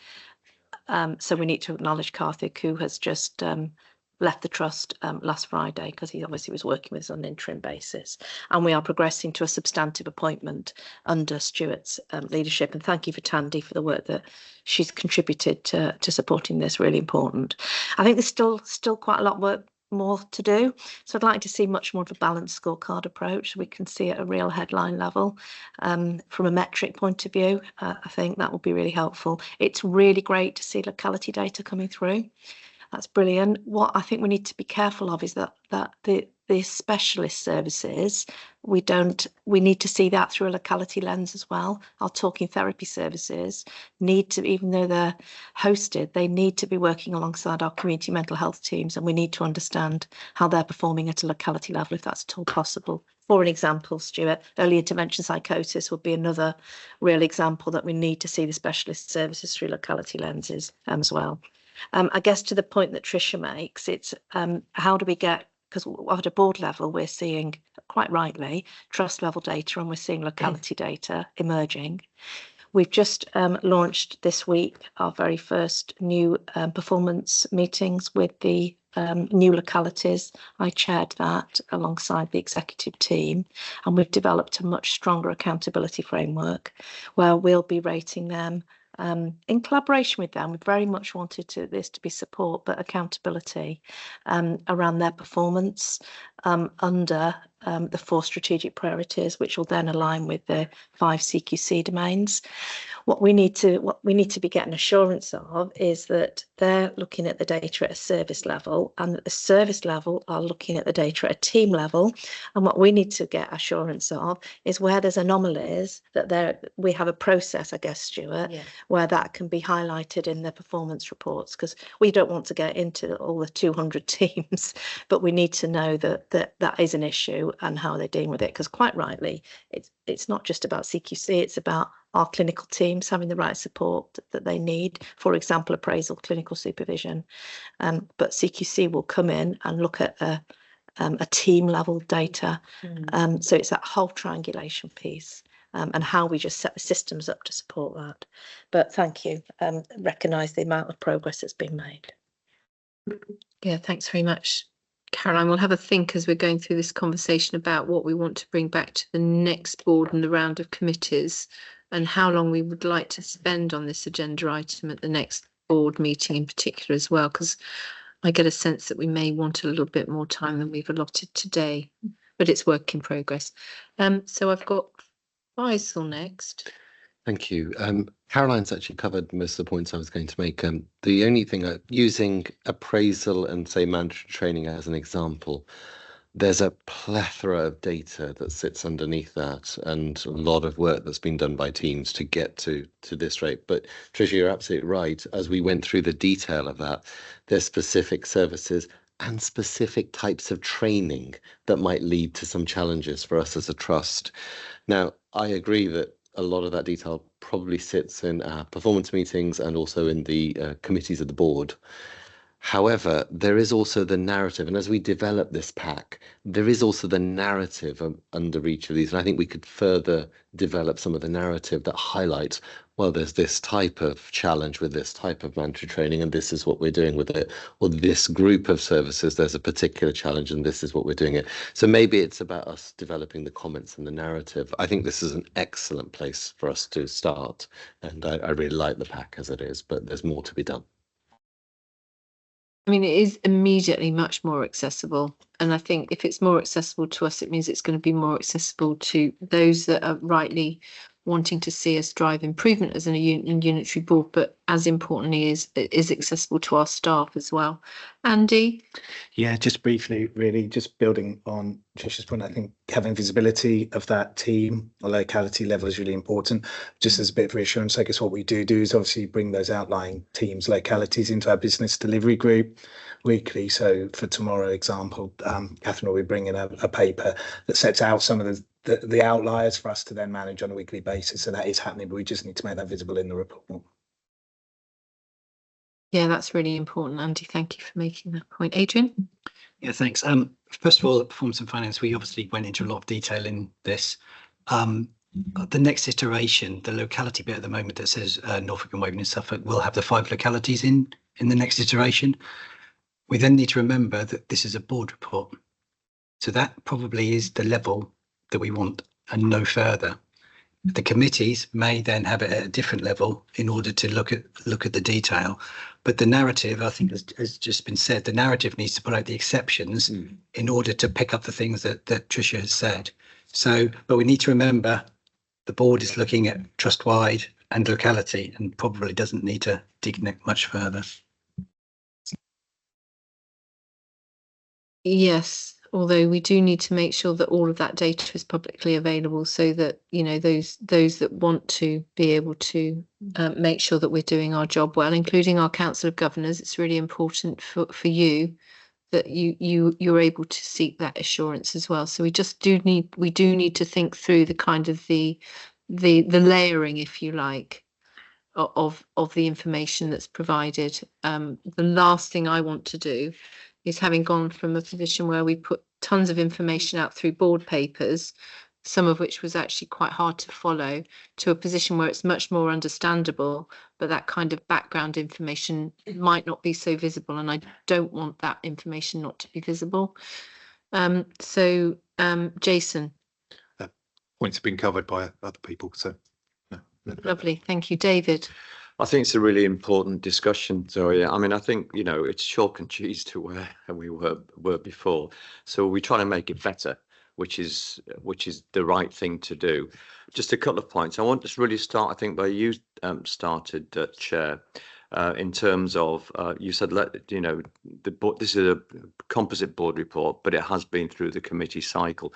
And I think we should need to reflect that in the text, because it then begins to say, and I think Adrian's right, focus what we need as a board to focus upon, and let the committees to do their work that they need to do. A couple of very brief presentational points. This is about improving health, of course, but it's about improving value, improving care. So it's all the 4 domains. I think we've got to look at where it sits in the agenda, and it's really for the executive to consider. But I would want it to be further up in a more general area, because it gives an overview of reporting. And I think the second point really is, and I think a lot of work has gone on the commentary, but it still only covers operational commentary. It doesn't pick in all of the commentary. And I think the third point really is brilliant. We're using the 3 A's. And I think as we are still working how best to do this, we've got to perhaps apply those 3 A's into the committee's report, because what you've got to be able to see is the thread through. The agenda is structured is great overall, but there's a danger that we're still compartmentalizing bits. So I think just a bit more work to do. And a more general point, if I may, is when you get to the different sections and we get the chair's reports, which as I said, I would like to see personally using the 3A model. Also, some of the reports sitting in the sections, we're not making the linkages. They've been considered by the committees, and if if time allows, any update on what the committee's thought about those reports, because you've got to sort of, the committee has to add value to what's saying, what reports it's considered.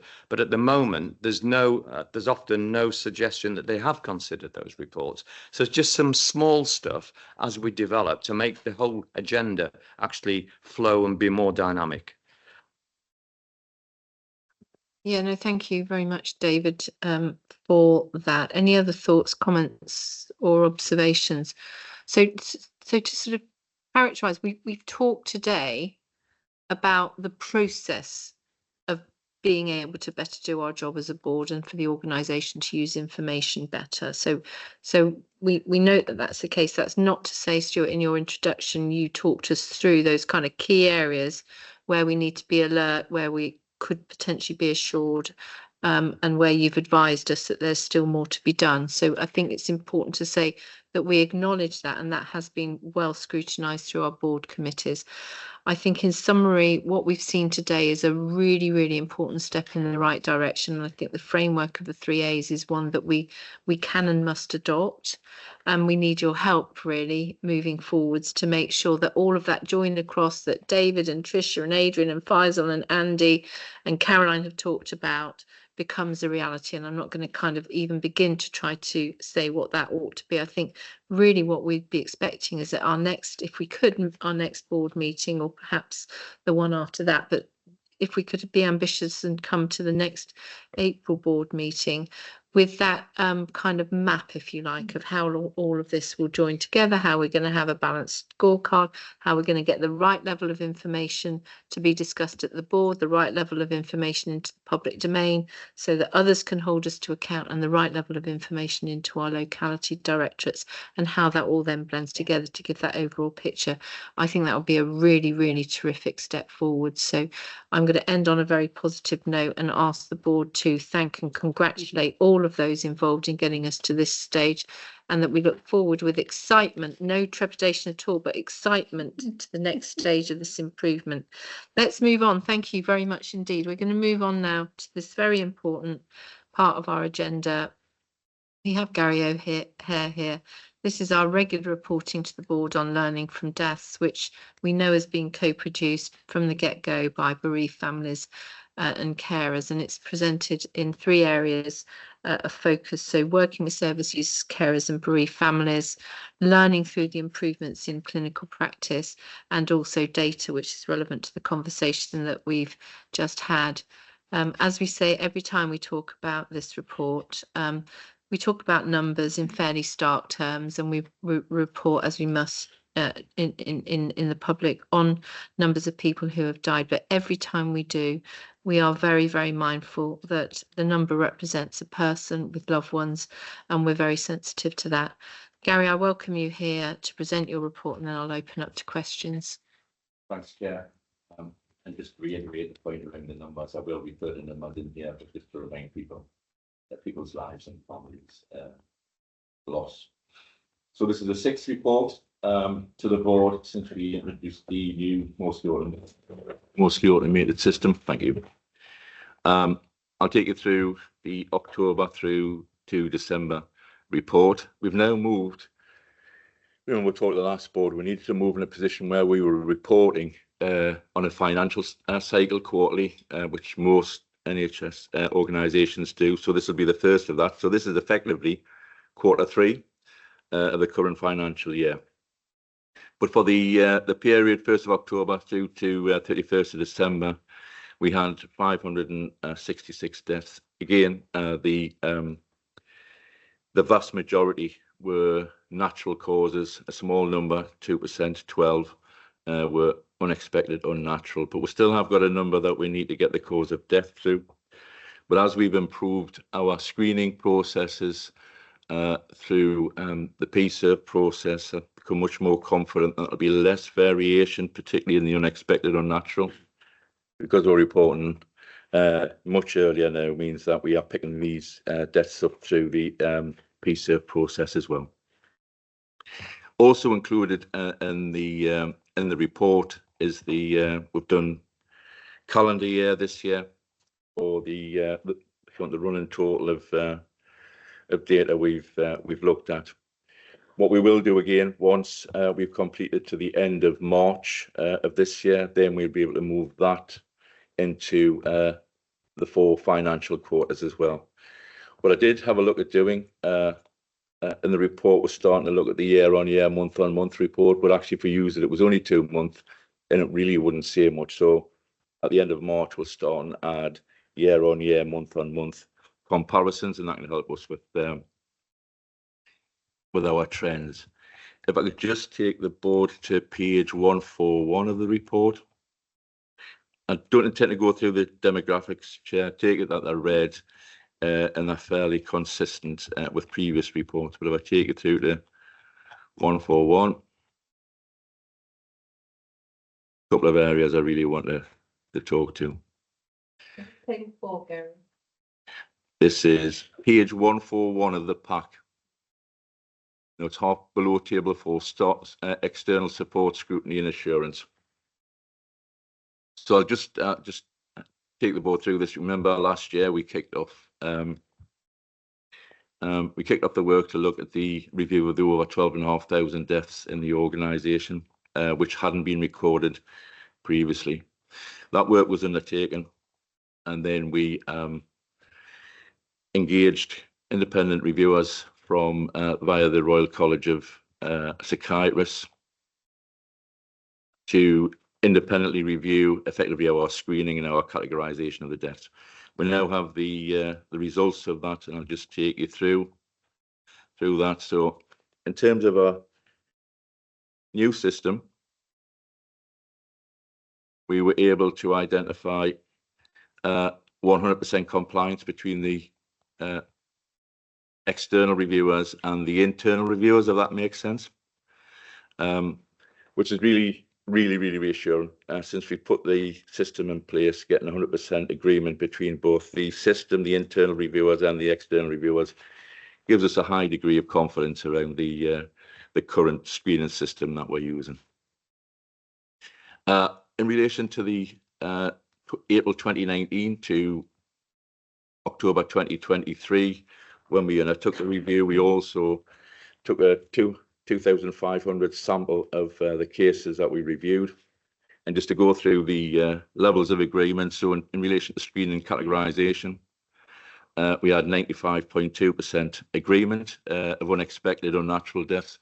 I don't know if board members can remember, but I said if we had a variance of 5%, then that would be a very good indication that we're on the right track. So we'll come up with 95.2. So there's very little variance there. It does drop down a little bit for both unexpected and expected natural causes, but that was some of the variance between the screeners, just really feeling someone should be in an expected natural cause as opposed to an unexpected natural cause. But it stayed within the envelope, and this is the important part, of natural cause deaths.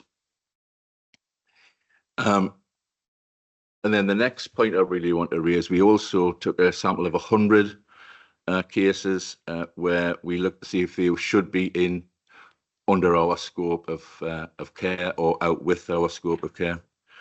So there was 99.2% agreement in relation to, from both internal and external reviewers, that the people who said were under our care within the scope that we've set up was 99.2%.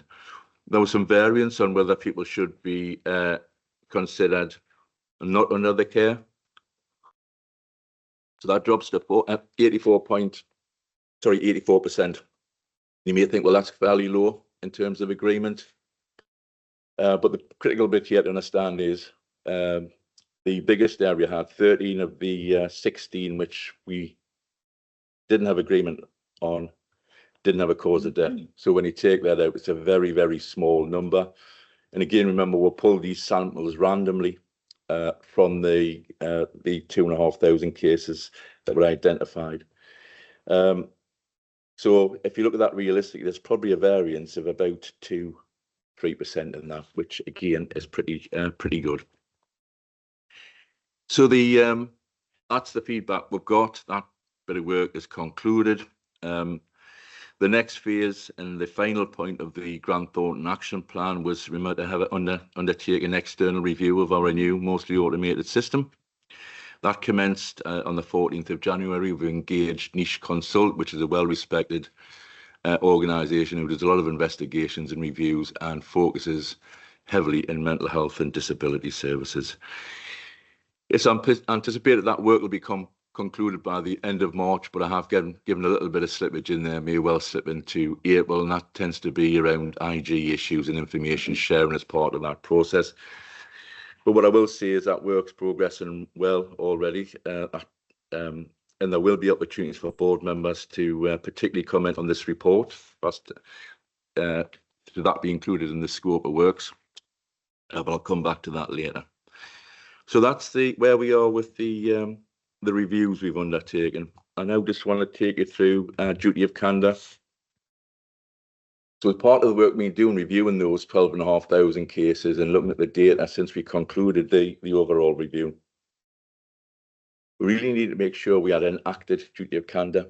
And just reminding people, this goes back to 2019, April 2019 to October 2023. So the paper really sets out what the expectations in the statute is in relation to duty of candour.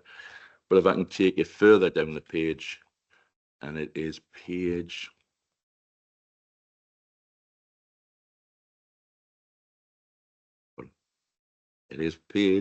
144. So we just look at that. So as part of our ongoing work, we do they not? I was wondering why people are looking at.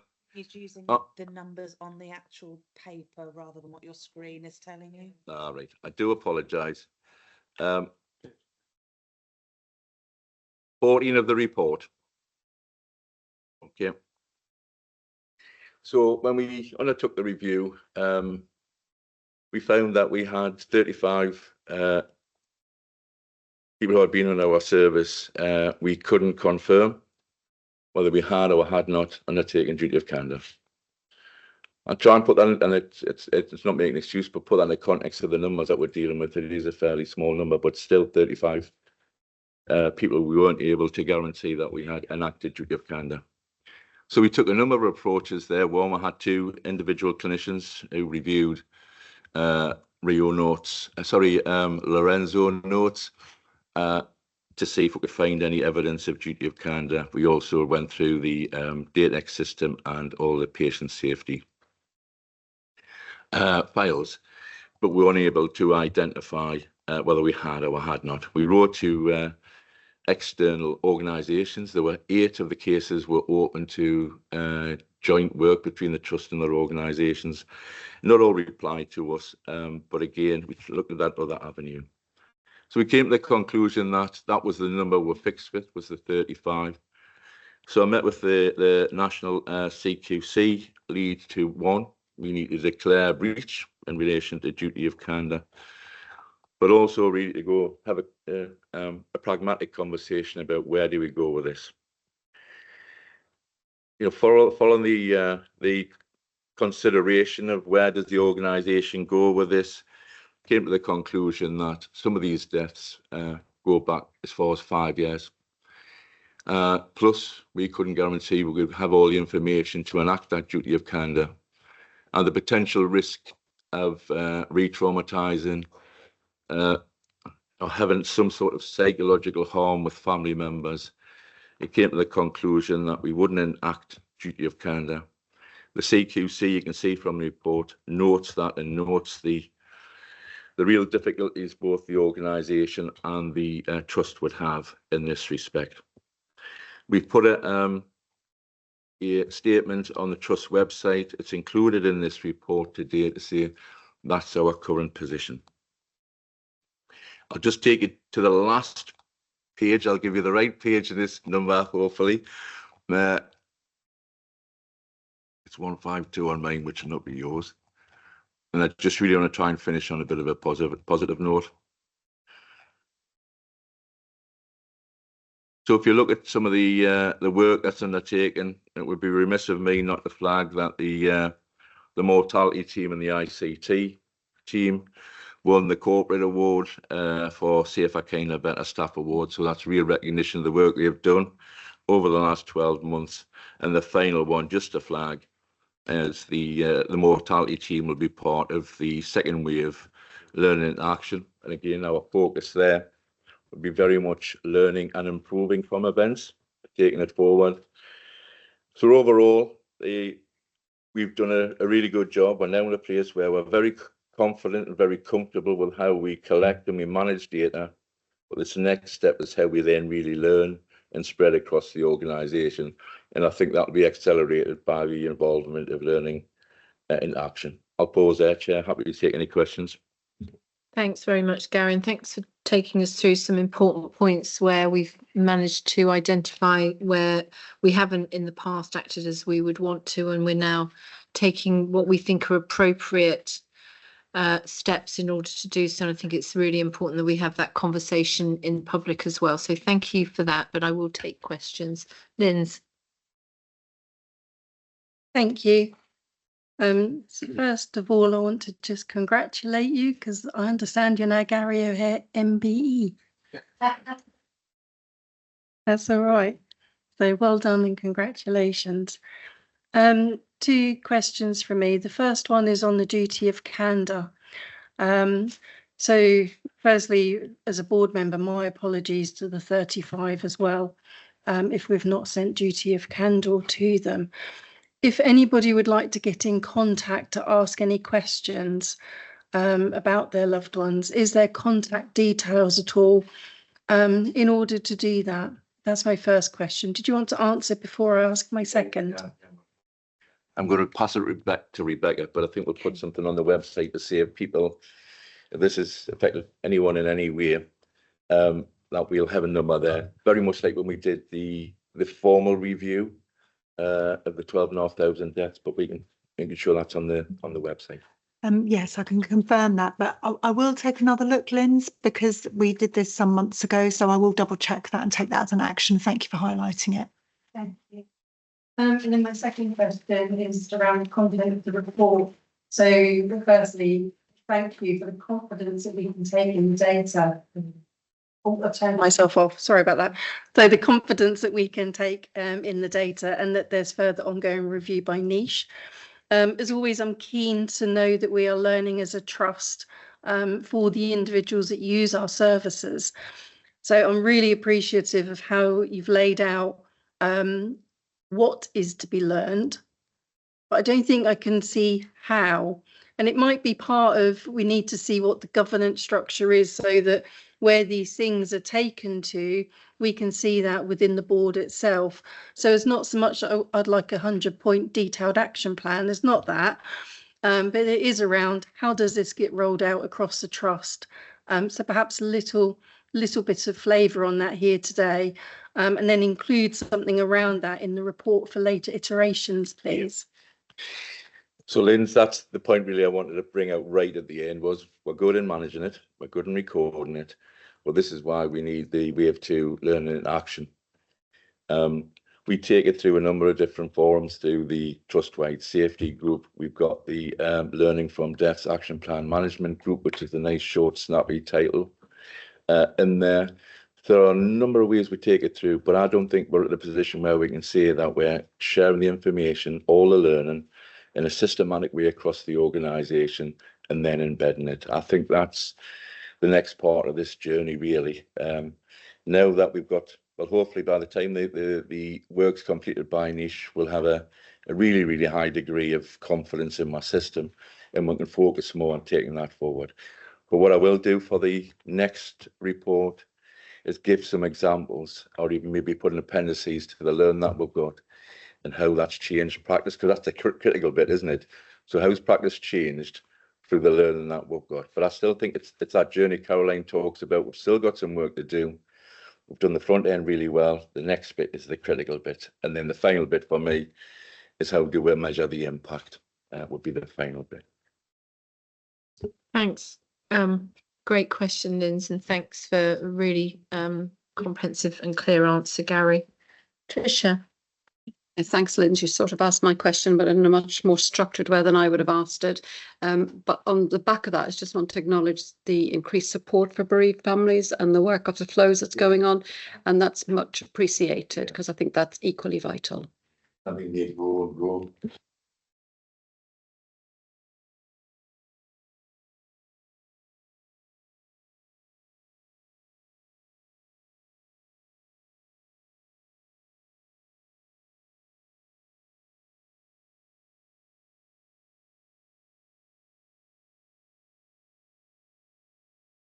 I've gone off again, sorry.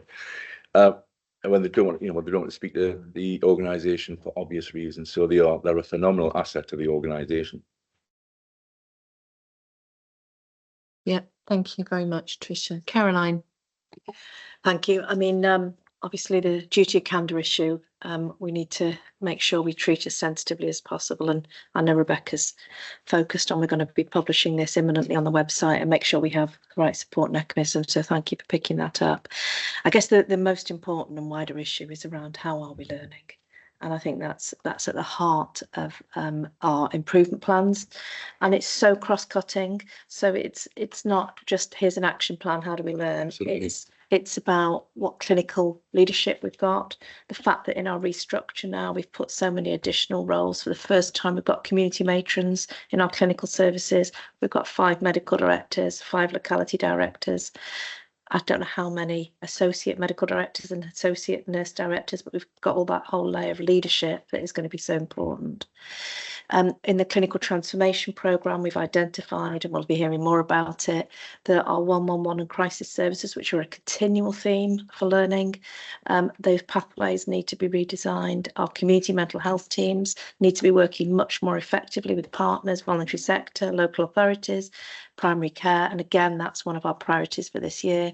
Our Listening into Action programme is continuing the work with Think Families, because we're not always putting families, carers, loved ones at the heart of people's care and support, which is so important. So I guess it's just so cross-cutting across our improvement programme, that we just need to, I mean, really welcome the appendices. I think that's really important as we bring this through, Gary, but it's recognising those strategic anchors that I think we're putting in as well. Thank you. Thank you for that recognition as well, Caroline, and articulation. Has anyone got any other questions on this? I think to characterise, I think, Gary, where we've got to, and an enormous endeavour by literally hundreds and hundreds of staff in NSFT led by you over the last 18 months. And we should acknowledge and thank all of those involved, because this has not only been onerous, it's been emotionally very difficult work as well. So thank you, and your leadership has been perfect, really. I mean, I can't think of any other way of describing it, Gary, and I get that fed back repeatedly from the staff that work with you. So I think we've now got to a position where we have, and I think you've described it as this almost state-of-the-art data on this, probably better than most other mental health trusts in the country. And that's now being externally verified. And that's really important for us. That's just step one, isn't it, really? Despite all of that kind of endeavour to get us to this point, we actually now need to make sure we respond as a trust to this information. We respond as a system to this information. And we have measures moving forward that show that we're narrowing the gap between those with a diagnosed serious mental illness and those that haven't. The difference in mortality, so the fact that people with a serious mental illness are likely to die 16 to 20 years earlier than others. That's the figures that we need to be changing. That's the dial we have to move if there is to be anything that comes of value from this. So I think as we move forwards, Gary, rightly, we're going to be challenging to say, when do we start to see progress in how we're responding as an organisation, how we're responding as a system, but actually how do we begin to see that dial moving as well? So with those thoughts in mind, can I ask the Board of Directors to note the updates provided in this report, to acknowledge and thank all staff for the work that they've done on this to date, and to ask that we come back with a plan for how we're going to then track through the next stages of this process, both through committees and through boards. So board happy to agree that? Lovely, thank you. It's really important to have that conversation. Just noting that we're 20 minutes off the timing in the agenda. So I'm going to move on to the stakeholder report, which again is a really important piece of work. Rebecca's going to introduce, and I think we've got Tom and Amy as well to talk to us about the work that you've been taking forwards. Rebecca, over to you. Thank you, Chair, and a big welcome to Tom and Amy from Baxendales, who I'll hand over to in a moment. This is a really important report for the board to receive. I don't believe we've ever reported in public on our stakeholder survey. So it's vital in terms of our progress as a trust in being transparent and open about what we hear from our stakeholders and partners that we work with. The report was completed independently by Baxendales, and that's also really important if you're conducting a stakeholder survey, to make sure that the people that we speak to feel able to vocalise what's going well and what's going not so well. And we've been able to present this to our Suffolk and North East Essex ICB just this week, and they welcomed it through Dr. Ed Garrett as the first time they'd seen this kind of report from this trust. So it's another example of our progress and our openness. I'd like to hand over to Tom and Amy to discuss the content of the report, and then they'll hand back to me to discuss the action plan. Thank you. Thanks, Rebecca. Yes, if I just explain the aims and the structure of the stakeholder survey itself. Amy then ran the survey, so she'll share the findings and the key themes. So the aim of the survey was to really independently assess the external confidence in NSFT and its improvement journey and the significant change that the organisation had been going through.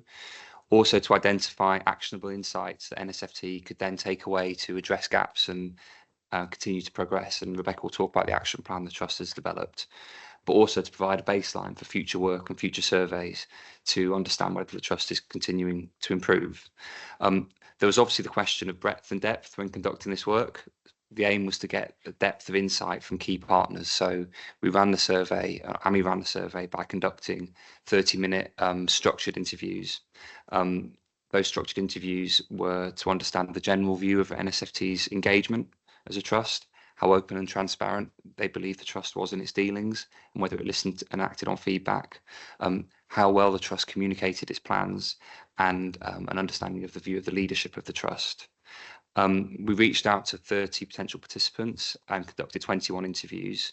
While we didn't conduct interviews with everyone we reached out to, I think we conducted interviews with all of the key groups. So that includes local MPs, leaders from both ICBs, members of the NHSE regional team, local NHS trust leadership, local authority leadership, Health Watch, VCSE partners in Norfolk and Suffolk, as well as emergency service colleagues, those with lived experience, some of NSFT's governors and primary care. So there was breadth in the interviewees we reached out to. Amy, do you want to talk about the findings? Yeah, thanks, Rebecca, as well. In terms of the findings, so on the whole, 80% of respondents reported some form of improvement. So 52% indicated that the trust had improved, and 28% indicated the trust had improved to some extent. 9% indicated that it had not improved, and 11% were unable to provide a definitive answer on whether the trust had improved or not. In terms of the main themes that came out of the interviews that took place, there were kind of 6 overarching themes that ran throughout the interviews. The first one is that many stakeholders acknowledge that the trust has been improving and that improvements taking place, and especially across areas of engagement and strategies. They felt the trust had improved specifically in those areas.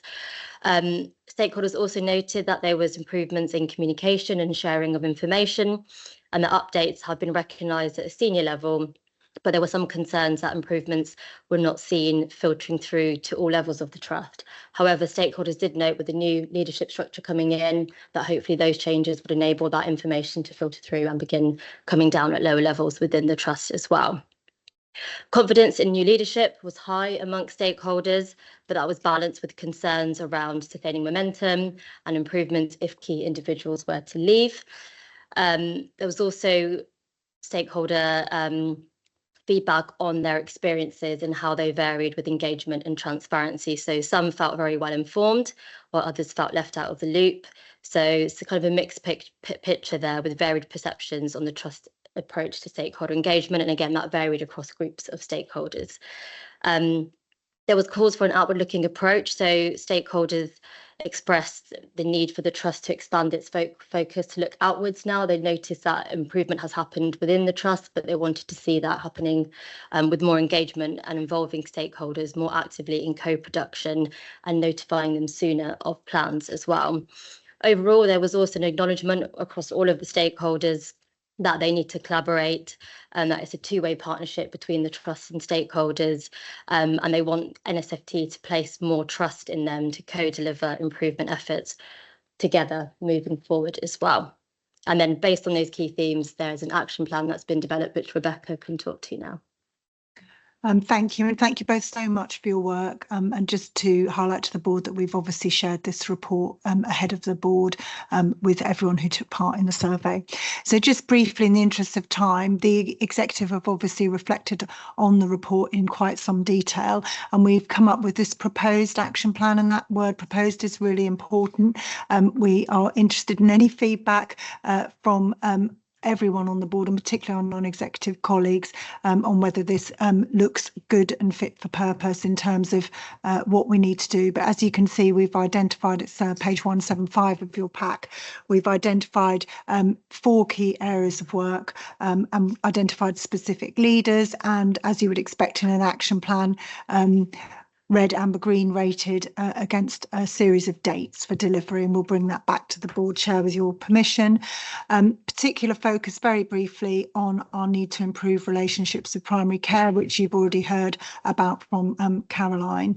The second point is to strengthen our work with partners. This organisation has unfortunately had a long history of really not being that visible and not working collaboratively, so that continues to be a key programme of work, and I hope you agree that both Caroline and Zoe's report demonstrate the extensive partnership working that's underway, but there is much more to do.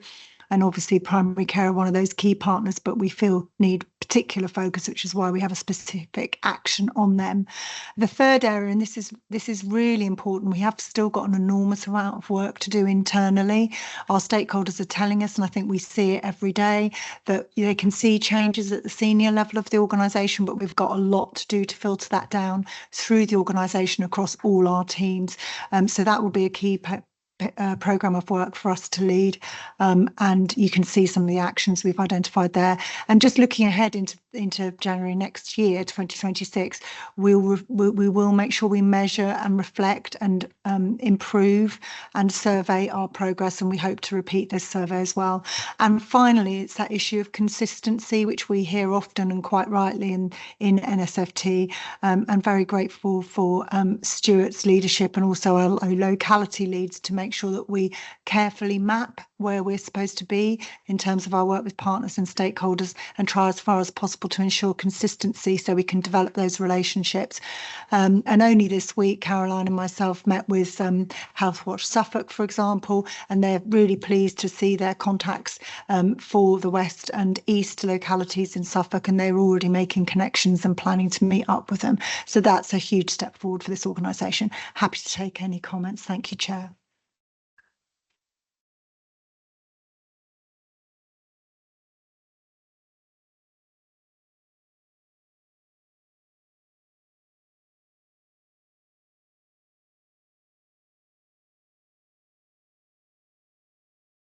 Thank you. I think this does speak for itself to some extent. That's not to close down discussion, but I'm conscious of time, so I am closing down discussion, really. But David.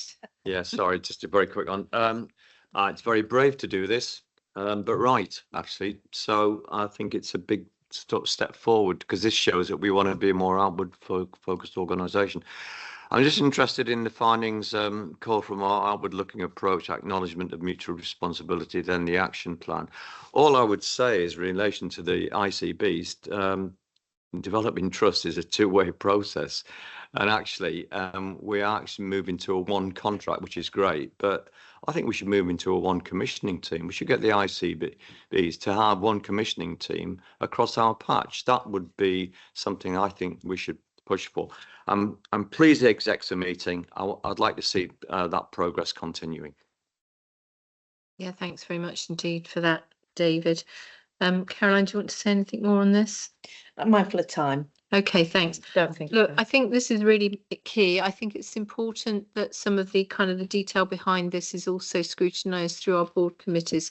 So as well as noting this report, could we also agree that it will be remitted to the People and Culture Committee for further oversight and scrutiny, and in particular the details around the action plan? I think it would be helpful for us to have a little look there at whether we've identified all of the key areas and whether we're setting sufficient ambition for ourselves to continue to improve this really important area of work.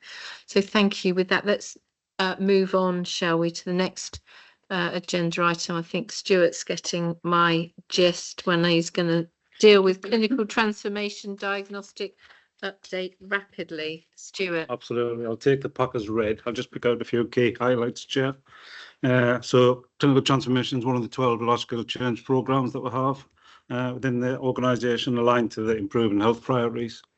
We've identified 4 key programmes at the moment and agreed those with the ICBs across the system. One around adult CMHTs, one around crisis care, including 111, another around inpatient transformation, and another around children and young people services.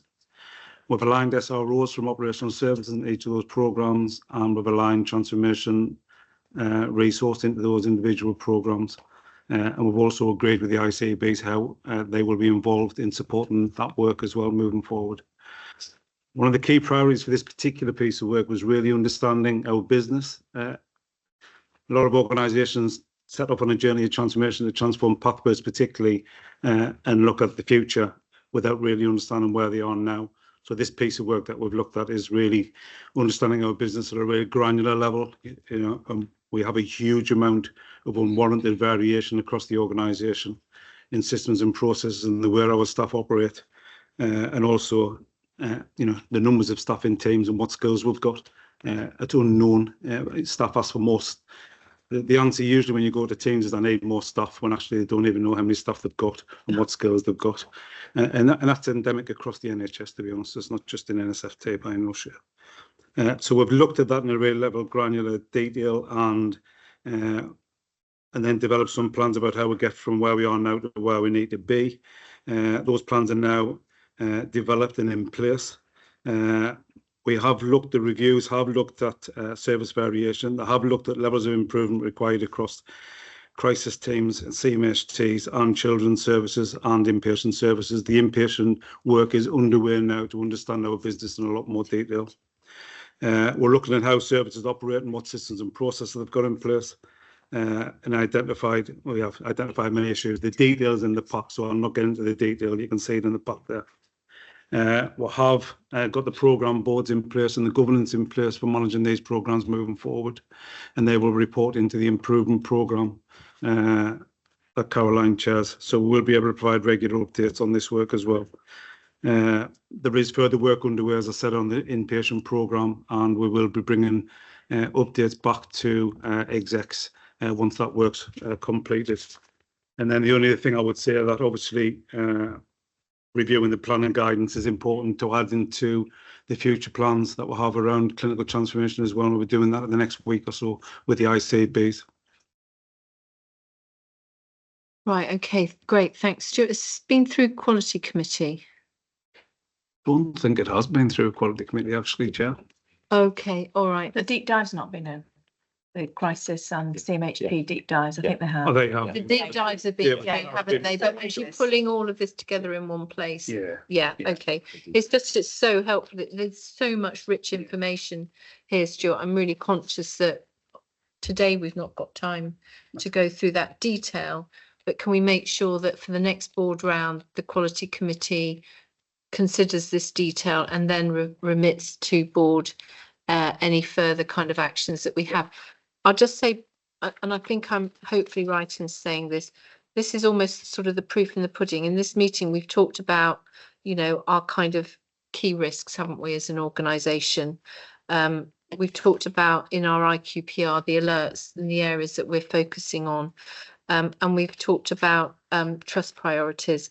And I think what we're saying here is that these are the areas that we absolutely need to focus on in terms of operational delivery if we're going to make real inroads into improving those services that that are highlighted here. So there is a continuum and a story. Stuart, back to you. The only thing I would point out, Chair, is a lot of these things we keep talking about transformation. I keep saying it regularly. A lot of the stuff that we need to do here and now isn't the transformation work. It's just getting us to a better place. As we do the transformation work and the design and the planning in the background, we just need to get the organisation from that point there to that point there in a much improved place. So I think it's a step journey, to be honest with you. Okay, all right, that's really helpful explanation. I'd like to go Adrian, then Linz. Yeah, thanks, Chair. As I went through this report, I wrote 15 times gaps in commissioning, fragmented commissioning. We're living with what we've got. And as David said, if we were commissioned as one unit across Norfolk and Suffolk, some of this transformation would flow, would be much easier, but also would be easier to target, because we're going to have to transformation some things in Norfolk and Waveney that we're not going to need to transformation in Suffolk and vice versa. And that just seems crazy. So the move to being commissioned in a more collaborative way will help us drive this, I think. And we had a meeting with the two ICBs on the 14th of January, Chair. It was really helpful. And lots of things we talked about was actually doing things together once. And they were up for that. Both ICBs were really positive around sort of moving forward with some of that. The first one we're going to look at in detail is the 111 service. Yeah, I think it is important. I had a penny drop moment not that long ago that when we talk about commissioning, it isn't some kind of esoteric bureaucratic process. What it actually means is we as a mental health trust cannot make independent decisions to provide particular services. We don't have that freedom. We can only provide the services that we're commissioned to provide by others. And if they don't commission a particular service in Suffolk, but they do in Norfolk or vice versa, we're not in a position to be able to say, well, we can make an executive decision and we can fund that, because that's just not how the NHS works. And so when we're talking about the importance of commissioning, basically what we're saying is that there's a consistent level of service delivery provided to everyone across Norfolk and Suffolk, no postcode lottery, and provided in a clinically sustainable way. That's what this is about. This is about bread and butter, as Stuart says. It's not about transformation. It's about providing the basics of good mental health care everywhere across the two counties. Right, I feel a lot better for that. Who would like Caroline? And then Linz. Yeah, sorry. Completely agree. But I guess to Stuart's point, and I completely agree in terms of commissioning. And the next stage of the collaboration with the two ICBs is to invite some of our non-execs together with our executive teams. So I think it will be helpful to continue the conversation around how we can align commissioning further. I think that would be dead helpful. I think some of and a lot of this is about commissioning, and of course behind this is a very detailed deep dive that the commissioners have had access to and can see in detail. And we did earlier in the year a wider scoping against the long-term plan for mental health and the gaps that we've got in terms of commissioning. But it's also about us providing really good rigour with our operating models across every single team. So a lot of it is in our gift as well. I think that's Stuart's point around those things we can be doing here and now operationally as we start to transform our pathways, and we need to keep the balance of both. Yeah, really, really well said. Thanks, Caroline. Linz, last word to you. Thank you. Pleased to see the plan and very much welcome that. So my question is, by when? So when will our service users, our young people and those who use the community mental health teams and crisis resolution teams, when will they be able to see improvement? So we have jumped. I'm not sure at the moment because we haven't been through the sort of committees that we need to. But we are looking this year in our services. Absolutely.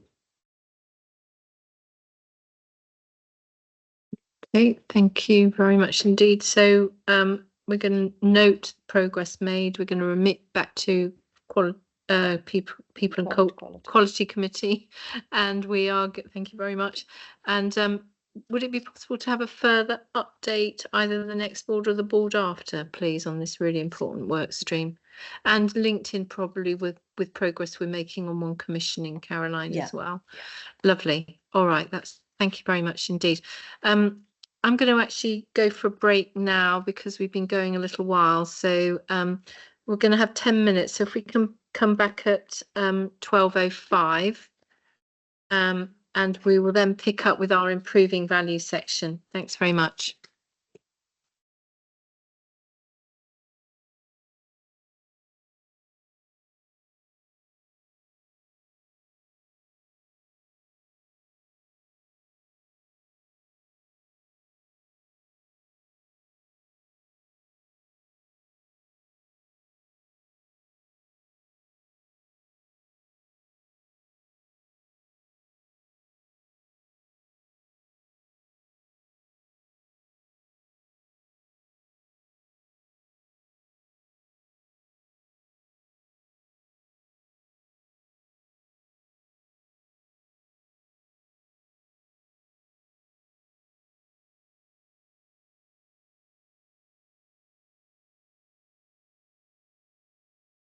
Not very timely, really, 4 minutes late. But I hope you had a nice little break. Lots of business gets done in the fringes as ever, but let's move now importantly to our improving value section of the agenda, and I'd like to ask Linz to introduce her Audit and Risk Committee report. Thank you. So in the interest of time, I will take the report as read and pull out the escalations that are made to the board and around the recommendation of our terms of reference that are here today for approval. So the two escalations from this time, the first one is around the state of our internal audit programme for the year. Currently, we've got 19 reports yet to complete, some of which are not yet started. So this has been remitted to our governance teams, currently headed by Rebecca, in order to bring a remediation plan on this. Can I pass over to Rebecca, please? Yes, thank you, Lynn. And I think you're absolutely right. And I know that the Audit Committee and you as chairs have concern for a number of months about the status of our internal audit report. So following the concerns expressed at the last committee meeting, we've met with TIA, who provide our internal audit support. They are confident that they can deliver the whole programme. What they feel they need is clear leadership internally within the organisation, whilst also recognising that there have been some changes in people's roles and responsibilities and remits. So we've worked through with them directly each one of the audits yet to start and not completed. And we also I bought a short paper to our trust executive, not this week, but last week, so people are aware of what they need to do. And I've taken personal action with all of my executive colleagues around the room to work on the programme. So that's the direct action we've taken. I would say that I still think the programme is ambitious and I have reservations and concerns, and I think it's a risk that we will maybe not deliver it. And I think that's something we need to learn from going into the new financial year. But I want the board to be assured that we're taking as much action as possible to address this concern. I hope that's helpful. Thank you. So that is helpful. And of course, the plan can only be delivered if the trust truly engages with the plan and does their side of the bargain. So thank you for the oversight on that. And then the other area is with 2 breaches of standing financial instruments. So this is an area that we take compliance over each time at Audit and Risk Committee. And I have to say that a lot of effort has to go into reviewing these breaches with Jason's team, and a lot of effort, almost disproportionate amount of effort goes into the controls that are needed in order to identify these as well. So my own personal urge is to take the accountability and ensure that you do follow trust processes across the whole of the trust, but also around this table as well. But Jason, over to you. Yeah, Thanks, Liz. Yeah, so the two breaches, I shan't go into the detail of them, but to assure the board that one, we notified the Audit and Risk Committee of the controls that we put in place, and the other one will be reporting back to the additional controls that we have now put in place to make sure that these breaches don't happen in the future. Do we apply the girth principle to this as well? Is that right, girth? Yeah. Girth. Get it right first time. No, I didn't. Get it right second time, isn't it? Girth. Oh, the irony. Yeah, so absolutely, we look at the particular breaches and then review the process back from all the way back to make sure that we don't repeat. Is there anything more you need from the board in terms of discussion, Linz? No, not from this one today. And I'd just like to say thank you both to Rebecca for holding the ring on the internal audit, our side of the internal audit plan of meeting that, and also Jason and team as well. Also for, again, holding the ring on keeping us accountable to each other is really much appreciated. Yeah, I think it's a good call, Linz. I think we should formally note, and should probably done this earlier in the agenda, our thanks to Rebecca, who has double-hatted, triple-hatted, and stepped in to fill a void in an extremely capable way across the whole of the governance and beyond the trust secretary role, including this area. So thank you. Can we note that formally in the right place on the agenda, which may not be here, Nikki, if you wouldn't mind. Can we note the report, please, and can we approve the terms of reference for the Audit and Risk Committee? Go on, Adrian. Thanks. There's just one thing on the quorum that's still wrong. Good. Okay, well spotted. Go on, tell us. Well, it says that the quorum must be 3 committee members. There are only 3 committee members because it's a NED-only committee. So it then says that at least 2 of the non-executives have to be core. Well, you can't do that. That doesn't work. It works in every other committee, but this one. Okay, so could we amend the quorum provision as appropriate? Yes, Chair, we will. And with that, can we approve in anticipation of that happening? Well spotted, Adrian. Thank you very much indeed for that. Great. Thanks very much indeed, Linz, as well. Let's move on now to the Performance and Finance Committee's chair and report terms of reference of your committee. Over to you, Adrian. Yeah, thank you. Much of my report has been discussed already in some respects, but I think one of the key escalations is off where we are with our financial position. Not this year, but probably looking forward into 25, 26 and beyond. I know Jason will talk about that in more detail. However, I think, as I've mentioned, probably for the last at least 12 board meetings, I think, is that we made real efforts to break even, and we do break even year in, year out, but it's all non-recurrently. And we have to get this right. We have to get the recurrency savings within our EVI actually delivering. And that's going to be so important in 25, 26, because the system that we're currently in Norfolk and Waveney has a huge financial black hole. And we don't want to be drawn into that black hole. Thanks very much. So we need to be able to wipe our own face in some respects around our financial position. That's all I'm going to say. Yeah, thanks very much, Adrian. And you're right to have consistently raised the red flag in respect of that.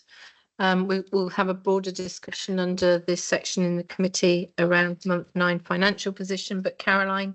Well, no, I can't agree more, really, because if we don't sort our recurring position out, you just start in a deficit position every year, and it just becomes more and more challenging.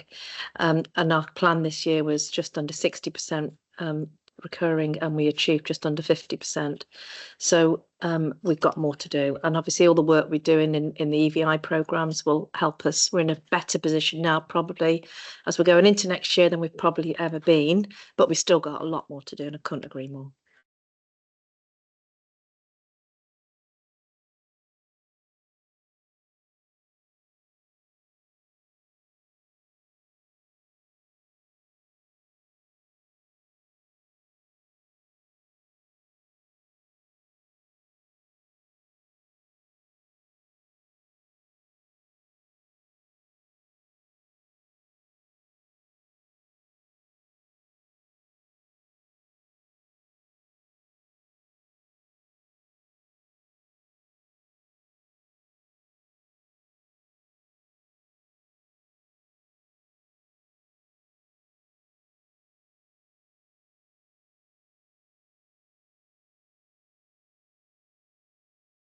Thanks, Chair. I'll take this report as read.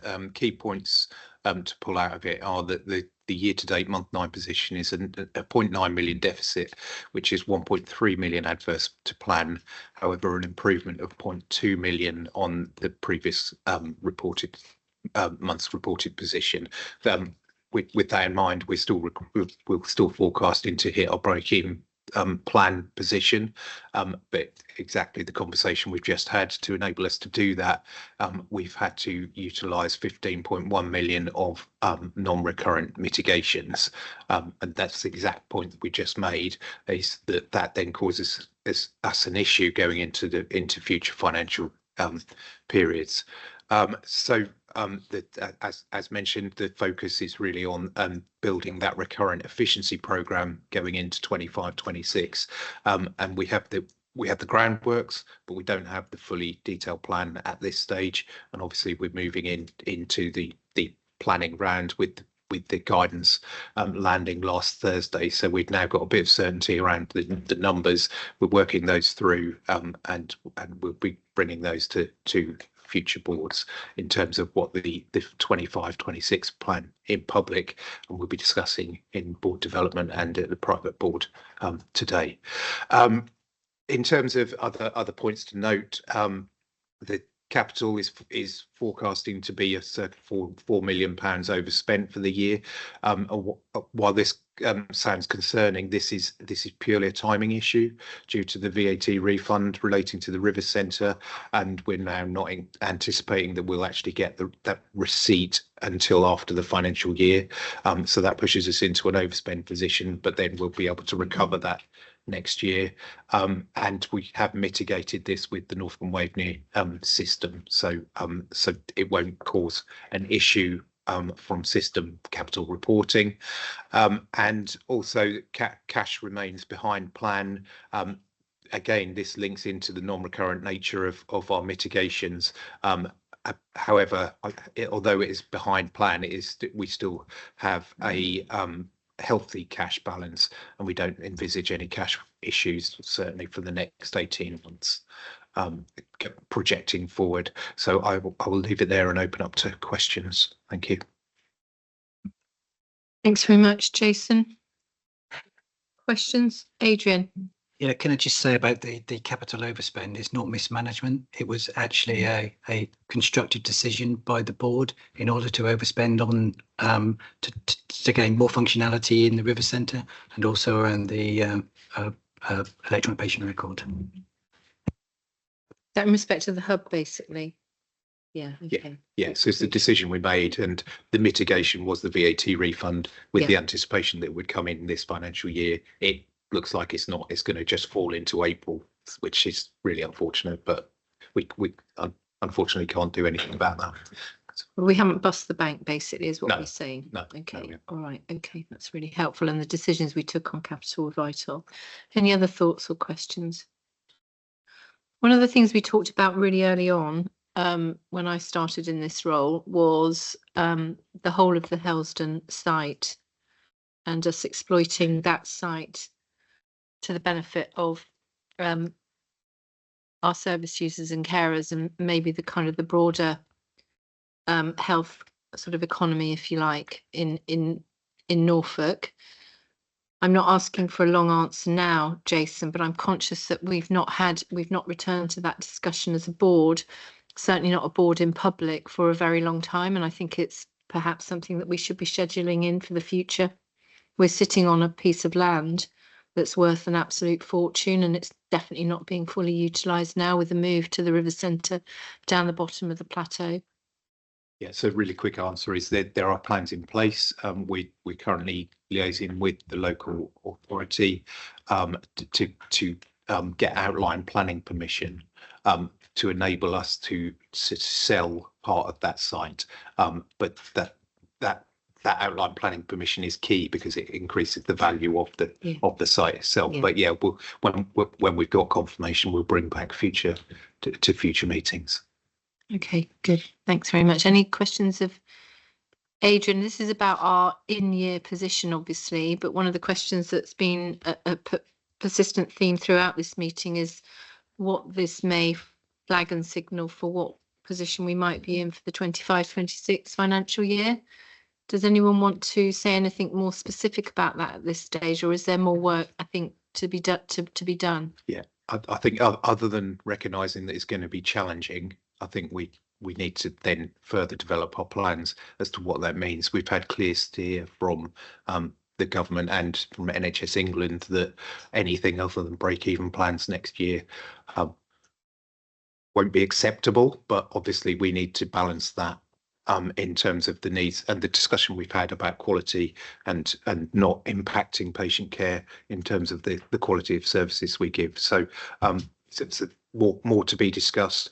The draft submission is due on the 27th of February with a final submission due to NHS England at the end of March. Caroline? Yeah, I mean, I suspect in the next month this is going to need a lot of board attention and focus, and we're planning that in our board development board strategy session as well.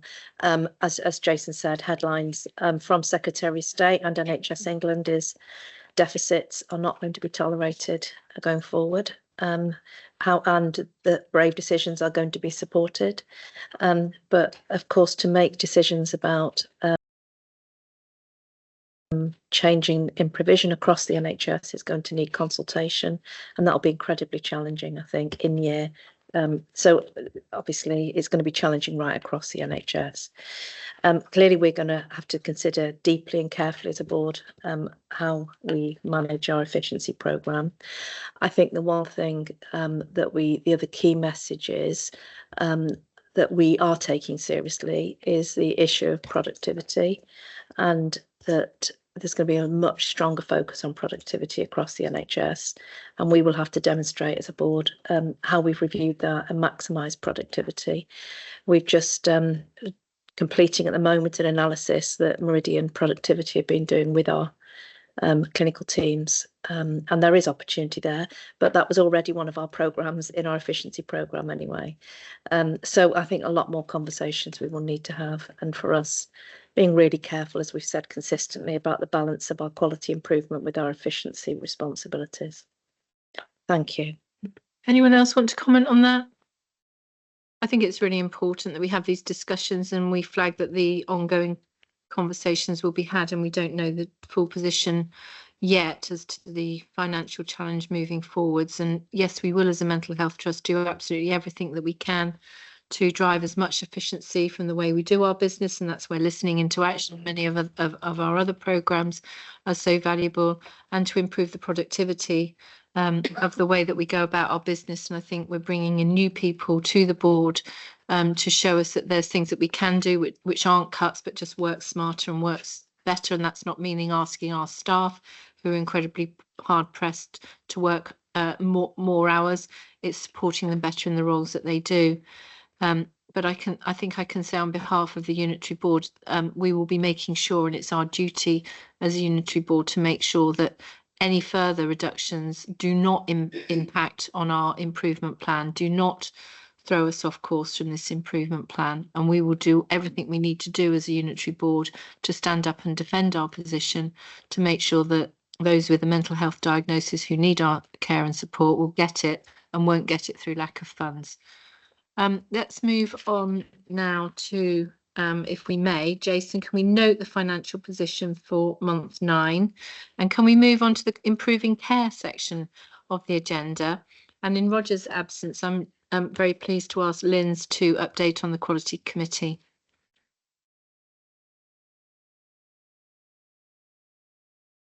Thank you.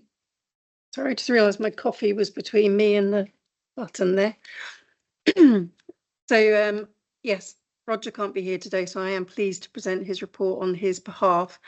So we had a number of different reports this time, so I will take the report as read, but I will say as an overarching point, really pleasing to see the quality of the papers that come through, and also the really good triangulation of data that we're getting as well, both in understanding patient experience, as well as also understanding where there's issues. So we've seen the stand up of the incident management groups, and we had a really good demonstration at Quality Committee over the type of work that they can do and the impact that they can have. So again, I just want to give my thanks really to Anthony and also Faisal for the amazing work that goes into this. The escalation to the board, there's one which is listed on here, which is around the ADHD, something that we'd already mentioned as part of the IQPR section. And I will just raise one other point. It's not so much an escalation because it's not part of the escalation area. But one of the things we did really focus on in Quality Committee was the recognition that there's been a huge, and I do mean huge, amount of effort and work in this whole space. And it was wonderful seeing things like the incident management group and also the mental health optimal staffing tool with the data points for that. But there's also a big recognition that there is a lot more to do. So again, it's not an escalation, but it's just a pause moment just to note that that there is a lot to do. So I can open it up to ADHD again, but I think we've already discussed that already, but just in case, I'll pause. I mean, I think if I can come in, if that's okay, and Stuart might want to come in just very briefly. We completely recognise neurodevelopmental pathways are unmitigated risk for us at the moment. Certainly we discussed it, Zoe and I, when we were in London with our MP colleagues. Our ICBs are supportive of, subject to the efficiency environment, providing some additional funding. We're working through the detailed plan, and it's not just, it's ADHD, autism, children and adults. I would say that we need to bring it back to the board, but the funding is going to be around children's, if there is any at all. But we're doing the detailed demand and capacity work. We have tiny teams and a massively growing waiting list with significant risk, and we're talking with our ICBs about where that risk could sit as well. Yeah. So, but it's absolutely on our agenda, and we'll bring back, yourself and Tandy are working closely on this, Stuart, aren't you? Into the April board through the committees, and then okay, but maybe just at committee level then, detail. Thank you. Thank you. And then finally, we have the terms of reference here for approval today. Right. Okay. Thanks very much, Lynn. Thank you so much for covering. We'll note the areas, not for escalation, but for the tremendous amount of work as you've described in those two areas. We'll note the escalation to the board and the further work that's ongoing. This is very, very much at the top of our priorities, and report back to board in April, and we approve the terms of reference for the Quality Committee. Is that approved? Lovely, thanks very much. Let's move on then to the Mental Health Legislation Committee, and I'm very pleased that Tricia is covering again for Roger on this. Tricia. Yeah. This was the first meeting of this committee. It was rather brief. It was late getting set up, so that it was quite difficult. But it's now been separated rather than being tagged on to the Quality Assurance Committee, so that will give it more opportunity for more emphasis and scrutiny. So the committee were assured there's a robust process in place to ensure compliance with the Mental Health Act, the Mental Capacity Act and the Deprivation of Liberty legislation, and approved an amendment to the Mental Health Scheme of Delegation for the responsibility of the scrutiny of medical grounds for detention. And the idea behind that was to spread the load a little bit so we had more people able to do it, and it would speed them up and make it more efficient. I don't know if Anthony wants to add anything to that, because Anthony was there. You happy with that? Thanks, Tricia. No, I think nothing to add to that. You've covered it well. Thank you. Thanks very much. And as Tricia says, it's important to note that we've now reintroduced this Mental Health Legislation Committee, and I'm pleased that we're going to be bringing further scrutiny to that, which will obviously be brought to the attention of board in public. So Tricia, thank you very much indeed for covering on that. Can we ask that we note the report and agree? Don't agree the terms of reference. We note the report. Thank you very much. And we note the changes that have been described. Thank you. Let's move on now to our quality improvement report. And Anthony, over to you. Thank you, Chair. Again, we'll take the report as read.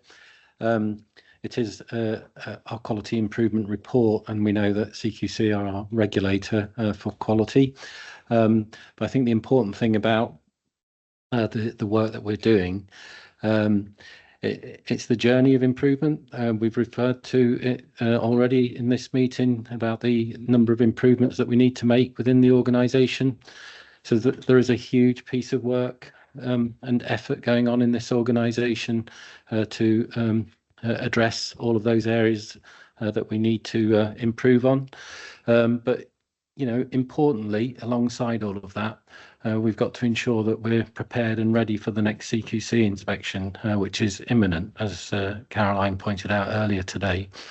So there has been some dedicated work that's been taking place in relation to CQC, not least to address the legacy issues around the must and should do's, and they're now in a much better position. We were delighted to be able to sign off the must do's in December, and we've now made significant progress with the final should do, and that we should be assured on that by the end of this month.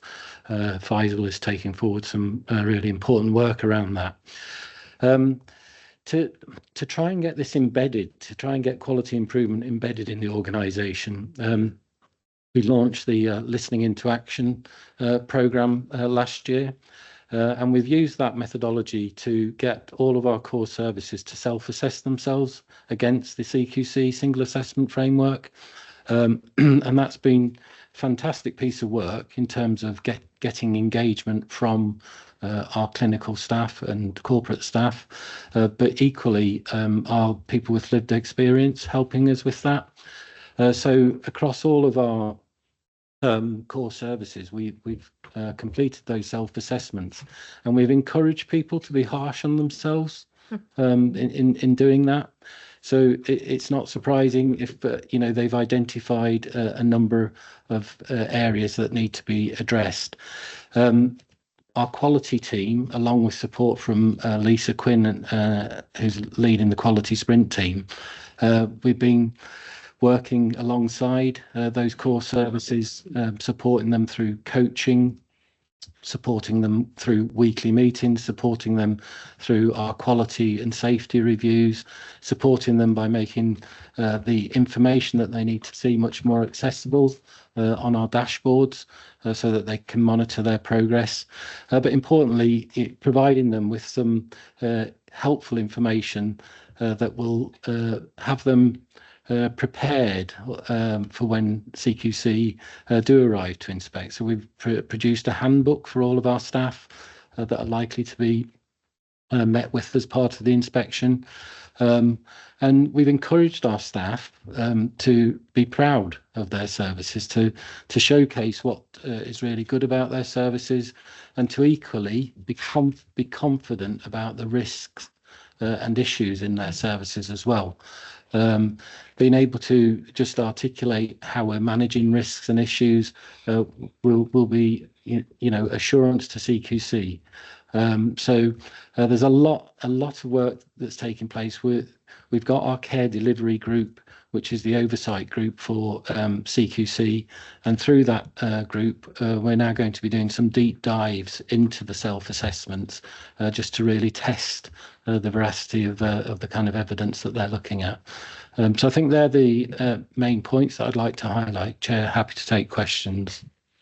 Yeah, I think this is one of those tip of the iceberg reports, isn't it? I mean, this kind of articulates to an enormous amount of work that's been ongoing, and you know, personally, I found this report incredibly helpful, just as an update and a reminder of all of that work. The detail of which, yes, will prepare us for CQC, but most importantly, as it says here, this isn't about preparing for inspection. It's about embedding a culture of continuous improvement through the organisation, with really clear governance and accountability throughout the trust. That's what we're here to do.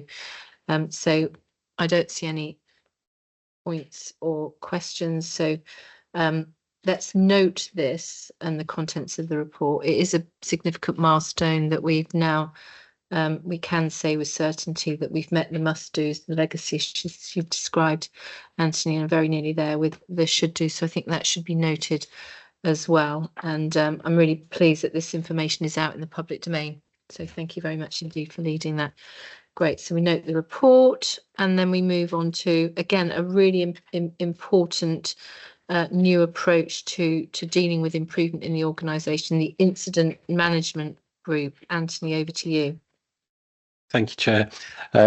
I'll start, and maybe Gary may want to add to this as he's helped with this work. But essentially, as the report describes, it's a new arrangement that we've put in place. It's fairly standard across a number of organisations in the NHS, and it's a mechanism that demonstrates and allows us to be responsive to issues and serious incidents as they arise in the organisation.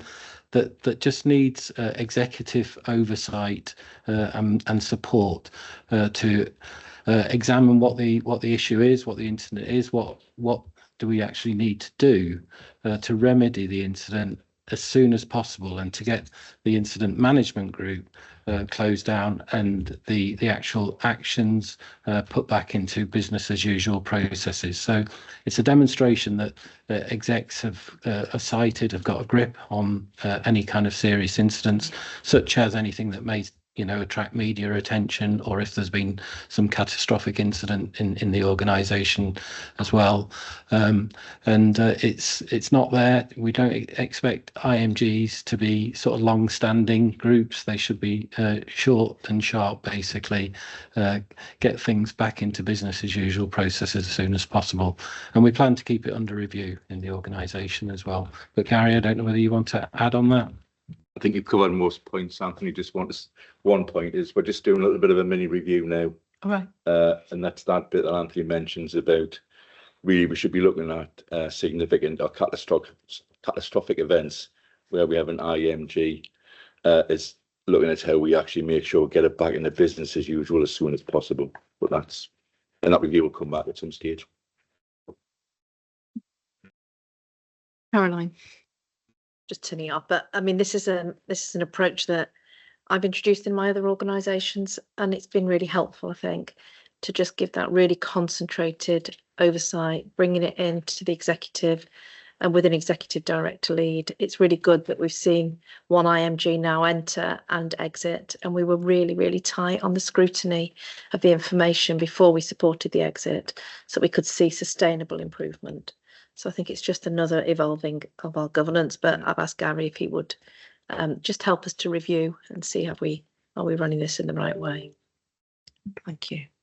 Great, thank you very much. Adrian. Yeah, can I ask, how do you get arm's length scrutiny around this so you prevent the exec from marking their own homework? I guess we could say that about very many things, Adrian, couldn't we? I mean, the fact that we obviously identify an exec lead, which is a collaborative, cooperative discussion, and then we bring it back to the executive meeting, either on a bi-weekly or a monthly basis, according to how worried we are about it. And then there's a lot of debate, discussion and scrutiny, and that's our ongoing role. As a executive, we've been clear with commissioners that this is about us improving our own performance. We obviously have a whole plethora of scrutiny that happens externally on a regular basis with both commissioners and with the region, and that will continue with our oversight status. It seems to me for my old life, this is effectively a goal group, and when you look at the areas that we've looked at, this is dealing with the areas that are of most risk to us, not as an organisation, but to our patients, our staff, and our service users. And we just need to make sure that we're dotting the I's and crossing the T's, and that the work of the IMGs is being fed through into the relevant committees. I think that would probably solve it, wouldn't it? David? Just a very quick one. I'm really pleased to see this. It's about the execs getting grip and control, understanding the key risks and actually doing something about it and holding each other to account. It's an operational mechanism. And as I've said, as Anthony said, a lot of NHS trusts have introduced this, so I welcome it. Thanks very much. Linz?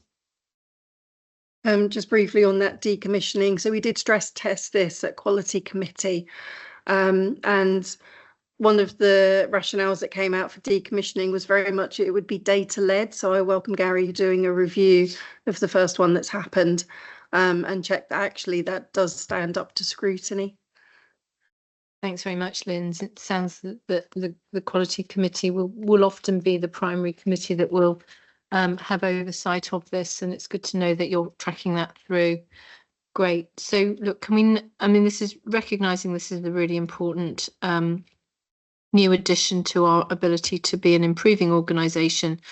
Thank everyone involved. Make sure that we have the means of scrutiny through executive scrutiny through the committees, and then regular report backs here to update board on progress. But I think this kind of the sunsetting provision, as well as moving it into business as usual, is really key. So thanks very much. That report is noted and approved. Well, I'm approving it, even if no one else is.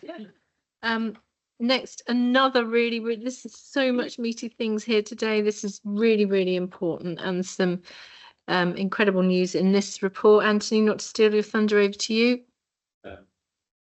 Thank you, Chair. Absolutely a really important area for us in terms of the experience that our service users, and not just our service users, but our carers have as well of the service.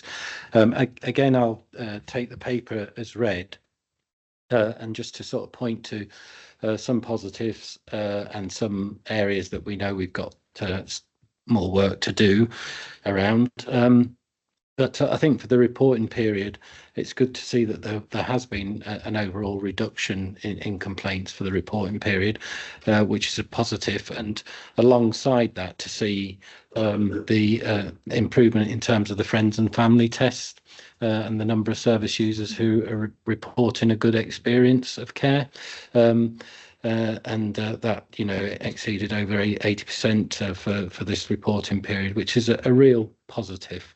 Some of the other positives relate to the processes, because when we've sort of examined, why aren't we seeing more improvement? Well, we've not been great at sharing the learning and embedding the learning, which is a theme that's come up in other reports. So we've been reviewing how our customer service team works with our core services and now our locality teams. And we've kind of been trying to adopt early intervention principles, like let's get closer to people who are raising concerns with us to try and resolve them at the a much earlier stage and prevent it becoming a more kind of protracted and complex complaint. And I think that may be contributing to the reduction that we're seeing in some of the complaints that are coming through. So we've now got people from our customer service team, complaints team, linked to our localities, and we've got weekly meetings in place. We've reviewed the way in which we actually share the learning. In the report gives some examples as well of where we've followed through on the concerns, actions taken, and how they've been followed up. So it's getting that now really embedded in our processes that are really important.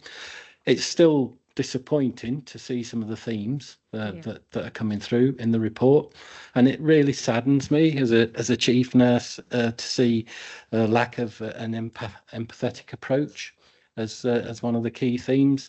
It was a central tenet of my training about showing empathy to our service users. So that's something that me, along with my Director of Nursing colleagues and wider clinical colleagues, will be looking at to try and address, to do some focus work on that.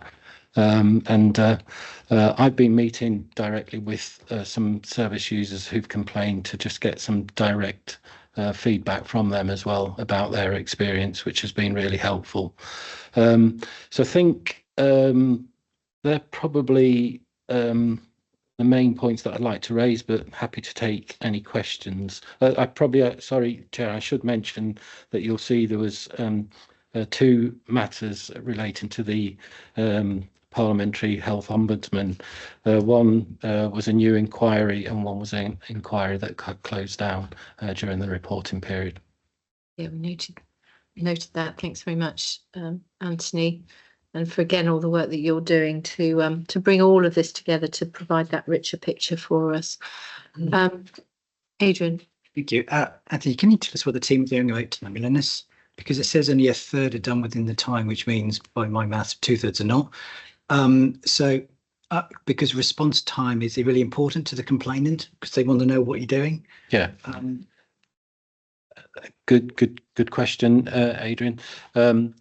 The overdue complaints is something that has been escalated. It's something that we've been working with our care groups around the timeliness of responses. We've had a session at our trust management team meeting about the overdue complaints. We've now put it into our weekly trust safety group in terms of the monitoring of the overdue complaints. We are starting to see a reduction in those. So hopefully by the next time a report comes through, we'll be able to report on progress around those. But it's a key priority for them, and it's probably remiss of me not to have mentioned that. But it's certainly something that we're doing some targeted work on, trying to get those overdue complaints reduced. I mean, you know, the complaints are so important, aren't they? They're our window as a board into what's happening within the organisation. So it's really important that we have this information and understand what's happening behind it. But Linz. Does our ombudsman receive complaints where someone is not happy with the outcome and review what we've done? Do we ever get to see how many of our complaint decisions have been overturned?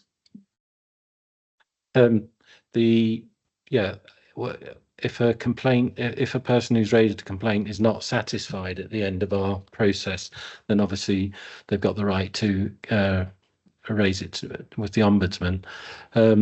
I don't know the actual data on that offhand, Lindsay. I can find that out for you, but I'm not aware of many of our decisions being overturned. But I will get the actual data on that for you. Could you report on that routinely? Because that's a really good metric for us to know as well, that if it has gone to the ombudsman, they've either agreed with our decisions or not. Thank you. I think Caroline wants to come in. Well, I was just going to say what Lindsay said. Let's include it in the reports. I mean, generally speaking, if the ombudsman's involved, they write to the chief executive. That's what I'm used to, and I haven't seen. I can't remember any yet. Now that doesn't mean that they couldn't be writing to somebody else in the organisation. So let us triangulate it. It's really important. Thank you. Great, really good. Anyone else? No, I think it's worth highlighting the move in a positive way in the friends and family test, where back in February 22 to January 23, the feedback of us being good, very good, was 66%, and that's now at 80%. And we've talked about that previously in other fora, but I think it's a really important metric too. So in noting the report, I think we should also pass our thanks back to Michael Lozano and Jodie Butcher, who I know have done an awful lot of work in order to improve our response, not simply pull together a report, but actually improve our response in all regards in this area. So could we note the report with that addition of our thanks back to them? And let's now move on to safer staffing. Anthony, over to you. Thank you, Chair. The report that's here today is the data from November, Chair. So it's the report that was the data that's submitted through to the National Quality Board. I think the important point around the safer staffing is that, as we've mentioned earlier, we've been doing the work around the mental health optimal staffing tool. So I don't want to rehearse all of that again here, but equally some of the work that's been taking place around safer staffing is the scrutiny that we've been putting in on a weekly basis to ensure that the staffing levels are appropriate, that we're not using inappropriate numbers of bank and agency staff, that where those decisions are made, they've been scrutinised, they've been escalated, that there's got to be a good sort of rationale as to why we would, appoint additional agency staffs. So there's been sort of close controls of our safer staffing, which has really helped. And that was because we've had previous conversations about it's not just safety in numbers, it's about having the right staff on duty.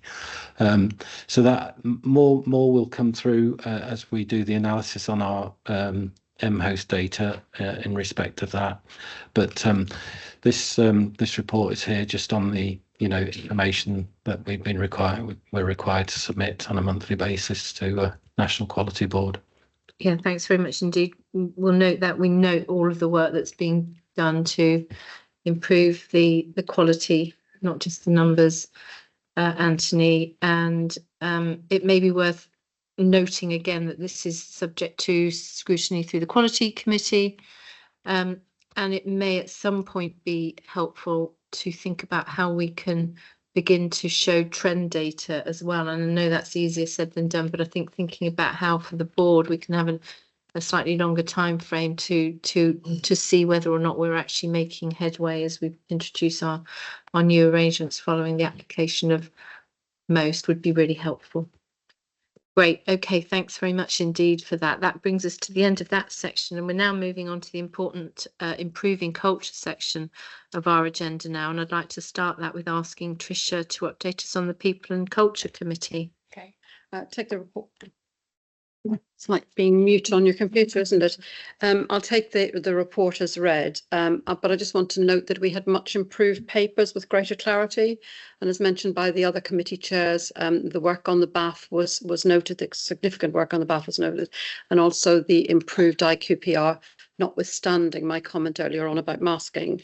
I just want to draw your attention to the exit interview process. That continues to bear fruit. And Jo Sheen and her team, who need to be really commended for this, have been working on this solidly for about 2 years. Of the 253 staff considering leaving that they interviewed at exit interviews, 135 of them considered staying or returning after a break. That's a significant number. And Jo being Jo, she set the team a much harder stretch target of hitting 40% of people who've handed in their notice. So I think I'd want to note that on Jo's behalf. We had one escalation. I'm not going to dive into it. It's about our locally employed doctors, but Capilla's here and he's going to do the Guardian of Safe Working, who will talk us through that as well. And the terms of reference are there for approval as well. Thanks very much. Very succinct. Loads of work going on in that committee, as you can see from Tricia's comprehensive report. Can we note the report and approve the terms of reference? Thank you. Noted and approved. Let's move on now to our Freedom to Speak Up report, and delighted that Holly Stevens, who's our new Freedom to Speak Up lead, is here. Hello, Holly. I'm always rather nervous when I say that and nobody appears, but you did. That's a huge relief, and you're very welcome. And I know Catherine is just going to maybe introduce. Yes, it was just really to introduce Holly, that started as our new Freedom to Speak Up Guardian in January this year. And then Holly's going to present the report. Yeah. Hiya, hello everyone who I've not yet met. Thank you very much for the introduction there. So yeah, the report that I'll talk through, the reporting period, I'll take it as read, the paper. The key bits that I want to kind of pick out are for the reporting period. The number of cases was particularly low, but since the reporting period, the case numbers have picked up back to the average that we would expect. So it appears that there's no specific kind of themes tied to the case numbers there. There are no overarching themes that came out of those cases that were raised in the period, and the two ongoing themes that are identified in the report have since been resolved, and have all the cases have been closed. The issues that were raised have been taken forward. The one thing to amend that's in the report, just to draw your attention to, is the trajectory that's outlined for the new strategy that's going to be outlined, how I'm going to be working alongside the Independent Guardian Service to outline that new strategy. That's going to the board for approval next week, where it's outlined here in January. So the actual trajectory of everything else is unchanged. It's just that initial stage of approval, which is slightly different.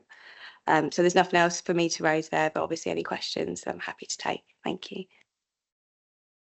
It's really helpful. I think Adrian will be having an alleluia moment that we've got our percentages in our chart as well as our head count and numbers, which has only taken you 6-7 years, is that to achieve, Adrian? So congratulations on that. We'll put that on your leaving certificate, shall we? But all joking aside, this is really important for us to receive this report every single board meeting.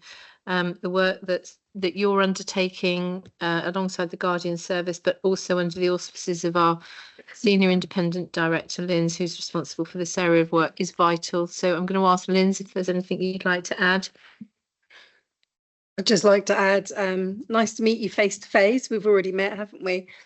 So Holly and I have already engaged, and with Dean as well, to see how we'll continue to work together over the coming weeks and months. I'm really pleased to see Holly on board. Yeah, we all echo that, Holly. Thank you. Caroline? Yeah, just completely echo that. It's delightful to have Holly working with us. You didn't say how wonderful you were. Catherine didn't. But you've been a nurse in our services, haven't you? Fairly senior nurse, and really passionate about this agenda. You've shone through the interview process. So we're delighted to have you on board with us. I think our ambition going forward is that we get a lot more transparency around what the issues are, where the issues are, and a lot more focus on taking action and building on the really good work that our Guardian Service has done with us in helping to get people to speak up. We're also about to launch alongside Freedom to Speak Up, a Dear Caroline, where people can write to me either anonymously or in person, which will just supplement the whole speaking up process. And again, we're planning to bring an integrated report on that on a regular basis. So really pleased that this is progressing well. Thank you. Yeah, that's excellent, and we will look with interest, obviously, as a board. This is key part of the work that we scrutinise and key to informing us in terms of the real direction that the trust is heading. So thank you very much indeed for your very succinct and clear introduction to your report, and we look forward to welcome you at future board meetings. Can we note the report, please? Lovely. Great to see you, Holly. Thank you. Let us now, I think, move on. I've kind of lost my sheets, but I think we're now on the Guardian of Safe Working, and I'm delighted to welcome Kapil. Lovely to see you again. Kapil, I know, Faisal, you may want to, do you want to say something by way of intro and then over to Kapil? Absolutely. Thank you very much. Just a quick intro, and just for those who are wondering, and this is a regular feature, the Guardian of Safe Working is a key role, not in all NHS trusts, but specifically for us. It's designed to protect junior doctors' well-being, working patterns, training opportunities, and it's mandated under the contract. And Kapil is an excellent and dedicated Guardian of Safe Working, and I'll hand over to him to present the report. Thanks, Faisal. Thanks, Chair. It's nice to see everyone in person. It's been a long time. Yeah. I'll take the report as read and will mention some key points. First, I need to apologize for my use of terminology. I'm still using junior doctors where I should have said resident doctors. It's somehow not happening. It'll take a while. Currently, our resident doctors rota are contractually compliant. In the reporting period, we received 11 exception reports, one of which was due to patient safety concern. I have reviewed each of the report, and there was no distinct patterns. I do not believe that there was any systemic weakness in management of either the working pattern or these exception reports. All the reports were satisfactorily resolved, mostly either by compensating for the time or monetary compensation. We have triangulated this data with other informal forums like the Junior Resident Doctors Forum, as well as the senior meetings with the supervisors, and there are no current concerns from the trainees. So we can take assurance that the systems that exist are robust. Since the report, outside the reporting period, in the current rotation, there was a minor delay in publication of the rotas. I believe that it was due to an HR oversight, and because of the Christmas New Year period, it was not circulated on time. It was a delay of 1 or 2 weeks. The person apologized to the trainees. I have spoken to the trainees, and they have been assured this is not it happened, and there was no clear explanation for it. Trish was mentioning, and one of the things which I highlighted to the People and Culture Committee is the use of locally employed doctors across the NHS. In our organization, we have very few locally employed doctors, but they are there, and they are not under the usual safeguards of education management or medical management. There have been discussions across the national and regional Guardian network. There is no clear guidance from either NHS England or from BMA, but I'm told that very soon, over the next few months, BMA will be lobbying about bringing this group of doctors into some governance arrangement. We await further guidance. To be proactive on this matter, I have discussed it with Dr. Sethi here, as well as Dr. Falkowski, and we will be further discussing this matter in our Medical Away Day next month. It's not just a question of bringing these doctors under the Guardian preview, but also about ensuring that robust supervision arrangements and governance arrangements are present. So that might take some changes in policy and time.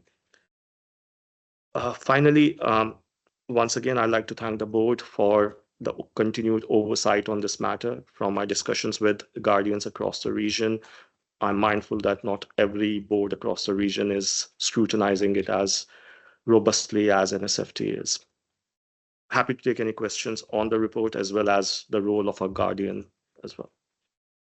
Yeah, thank you very much for that really clear articulation of where we are on this. I'm going to ask Faisal to come back in, and then I'm going to go to questions, I think, which is Adrian's first, but Faisal. Thank you. Just a very quick point, and Kapil is absolutely spot on. It's not just about monitoring and assurance, it's about the support of our locally employed doctors. And I would envisage, although we may have a small number in 2025, as the years go by, that cohort will increase. So it's really good that we're thinking about that right now, and I'm grateful to Kapil for bringing that up. Yeah, very much so. Thank you for that. Looks like we're going to get ourselves ahead of the curve on this one, but Adrian? Something about having been here a long time, I can remember how this was, and it was awful. We've made huge progress in this area. I mean, we got to a stage where junior doctors didn't want to come to us. They also, it was going to be taken away from us, so we couldn't even train junior doctors. So, the progress has been enormous. And the exceptions that are on here are so few.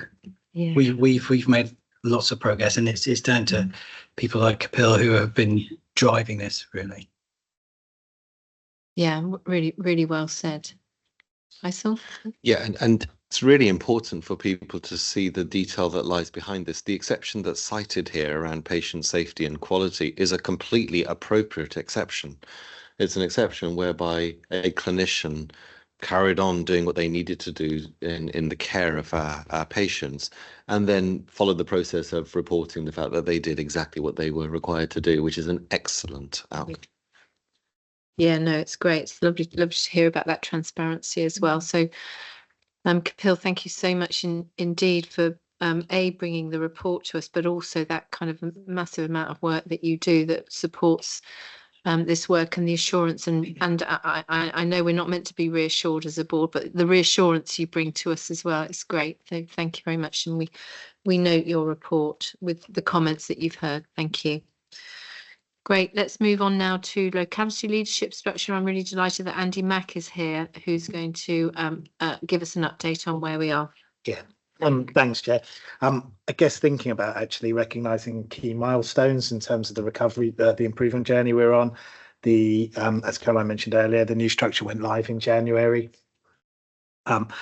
Key parts of that, I'll take the paper in the pack as read, but important to point out that we've recruited to 14 of our 15 triumvirate leaders now. There's one post vacant, but that's held currently by an interim post, and we're recruiting and should be able to appoint a substantive post holder very soon.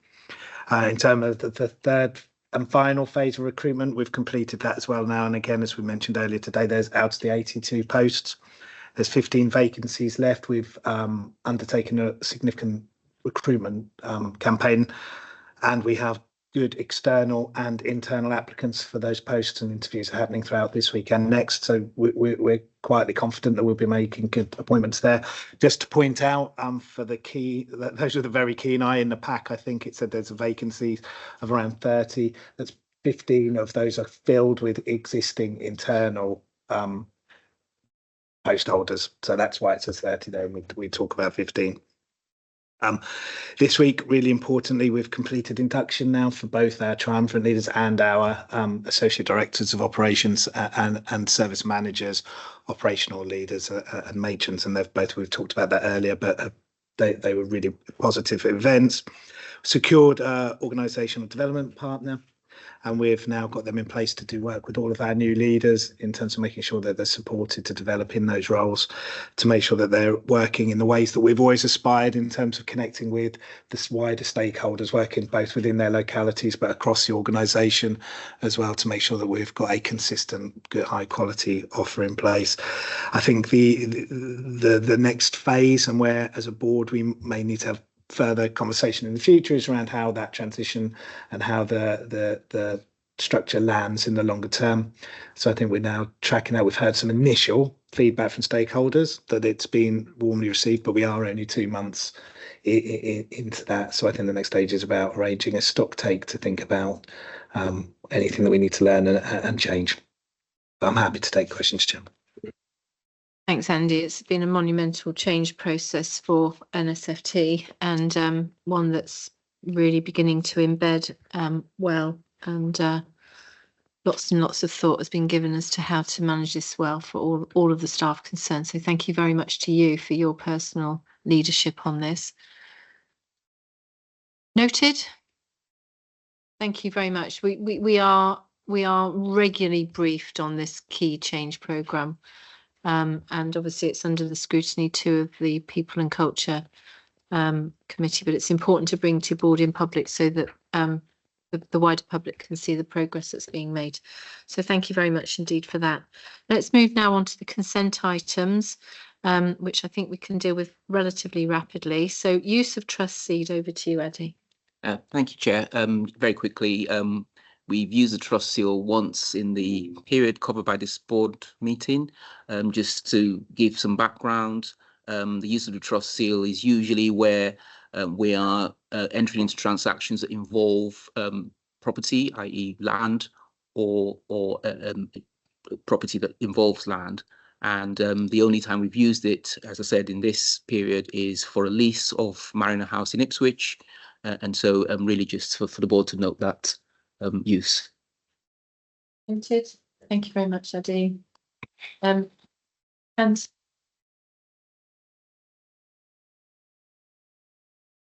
Here for information, Chair, it's the first report of its type to the board, but it's important. The chaplains play an important role within the organisation in terms of support to both our patients and staff. So it's here for information. Thanks, Anthony. I had the pleasure of meeting with one of our chaplains, actually, the Suffolk chaplain, Celia Cook, and I was really had my eyes open to the breadth and depth of work that the chaplaincy does. I'm really delighted that we've got this report on the agenda. I certainly got the sense from Celia that they're really anxious to really engage with us as an organisation, and so it may well be that on the back of this we can think about ways of including the chaplaincy in a more visible way, and perhaps even at some point inviting them to our board meeting to talk about the work that they do, because they are so in tune and in contact with so many of our service users, and it's a multi-faith provision as well, beyond the Christian groups that we've seen here. So can we note this report and potentially perhaps for an action think about how we shine a light more on this really, really important service. Thank you. Noted. Let's move on to again, this is another report that's really important, the annual safeguarding report. Anthony, I know it is for noting, but again, I suppose to pose a question at the outset, how do we make sure that this work that's being undertaken jointly between ourselves and other bodies is actually showcased appropriately within the public domain? Thank you, Chair.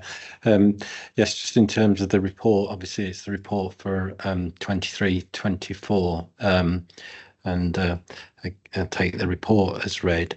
The report sets out a number of actions that were taken during 23-24, but since I've joined the trust, the safeguarding function within the trust, we've experienced a number of pressures there, and we have had some criticisms about our ability to engage with partners in some of the important safeguarding meetings. Gary has been leading a review of our Safer Care Directorate, and we've now managed to put plans in place. We've mapped all of our safeguarding meetings with partners, both. So we've got a list of all of our external and internal commitments in terms of safeguarding meetings, and we've got people assigned to cover those. I've met with independent chairs of the partnerships and the safeguarding boards, but we've still got a lot of work to do in this space. An important issue for us in terms of safeguarding has been the training, so making sure that our staff are trained in safeguarding, and we've seen some really good progress across the course of this year. But it's we've also revised our safeguarding group in the organisation. It had a very sort of strange membership, so we've revised the terms of reference. We took them through to the Quality Committee, and we've now got a new safeguarding and public protection group in the trust, and that's going to be made up of locality directors. It will be chaired by myself as executive director, so we've really strengthened the governance around what we're doing in terms of safeguarding. But obviously this report that's at board today is about activity that took place in 23-24. Thanks, Anthony. It's really helpful for you to describe that, and also that, you know, with your kind of experienced eye coming in and having a look at what we've got and making sure that it's in the place that it needs to be. It's really important. So thank you for those clear messages. Caroline? Yeah, I just think, will the themes of safeguarding be picked up in the Safer Care report as you are bringing those through to the board going forward, Anthony? They will. Sorry, thanks, Caroline.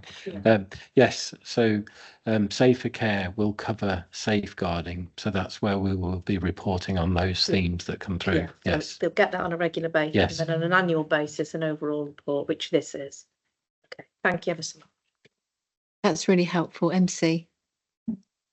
Thanks. I just wanted to add that we did discuss this in some detail at the Quality Committee, particularly around Kath's new role and thinking about health outcomes, and thinking about how safeguarding, when it's managed well and when it's managed less well, can translate into safeguarding or mortality reviews. And I know that Kath's going to pick that up as a piece of work in her new role, but there was a really good discussion about it at Quality Committee. That's really, thank you for explaining that as well. Then, you know, I think having the kind of the backward look is important, but also really kind of changing the momentum around this, it seems is happening now. So really, Caroline, answering my question that I whispered to her is how we're going to have sight of this at board. We think we'll do it through the patient safer care, sorry, the Safer Care reporting routinely, and then look for an annual report where we can hopefully showcase the improvements that we are going to make over the next year. So I know that was a for noting report, but it felt like such an important area of care. So shall we note that report with the agreed actions moving forward? Thank you. And last but not least, we're now moving on to the Responsible Officers Annual Report, and I think if I saw you're presenting. Yeah, this. The report is for noting. This is our annual, as a designated body, our annual report and statement of compliance to NHS England, which looks at the sort of professional standards and the governance and assurance around that for doctors. And as we go into next year's report, I'll look to develop this further in the next 12 months as well. So next year's report might look a little bit different, hopefully easier to digest as well. I'm rather glad that you said that, not me, because I think that would be a very, very healthy and helpful step. Faisal, thank you. But shall we note the report, because it does comply with the reporting requirements of NHS England, basically. But I think the point is we can probably do a little bit more to make it a tad more accessible to people like chairs of mental health trusts, for example. But thank you, noted. Great. Let's move on now then to the time that we've set aside for questions from the public. Now, we have had some questions that have been submitted in writing, and I'm going to make sure that we respond to those. If we could do so rapidly. Stuart, are you going to... could you just do a brief summary of the questions and then tell us how we're dealing with them? From a member of the public, Duncan Double, I think it was. Yeah.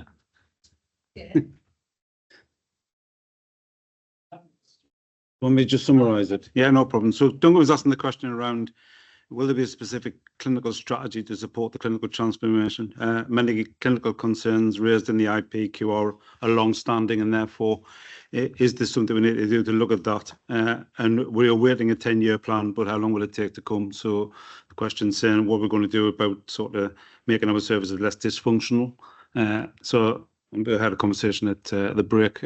I think the clinical strategy was developed last year by the organisation, and it shouldn't be seen as something that sits on the shelf while we try and deliver it. It needs to be something that's sort of constantly growing and constantly being changed and altered as we move through the years. So I do think there's a bit of work to do to look at it, to review it, to refresh it if need be, and drive through the change that's needed. I think we have set up the clinical strategy. The delivery arm of that is the clinical programmes that were put in place, and we'll be driving those through over the coming sort of the next couple of years. So, rest assured that work is in train, and the clinical transformation programme is really detailed. It'll be really good to get you involved in that, actually, if you're interested in being involved. I think, from your experience, I think that'll be really helpful for the transformation work that we're pushing forward with. Did I see a nod there, Duncan? Lovely, brilliant. Thank you very much. You've come along to our board meetings in public, and we wrote you into doing things as well. We're really grateful to you, and thank you for a really, really good question as well. And you'll take that outside. I'm going to come to you, Michael, but I've got already in mind a question from Helen. Helen, you've asked us a series of questions, which obviously we have written. If you could summarise the key points from your question, please. Hello.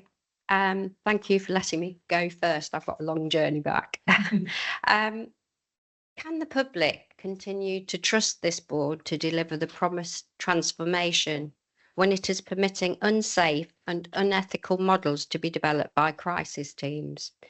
Is the board delivering person-centred treatment on discharge from CRHT? Or is it in reality an organisation where many professional codes and boundaries are not being observed, exposing vulnerable people to formulaic and careless discharge into the community? And I'm referring to the revolving door of crisis treatment without any further intervention.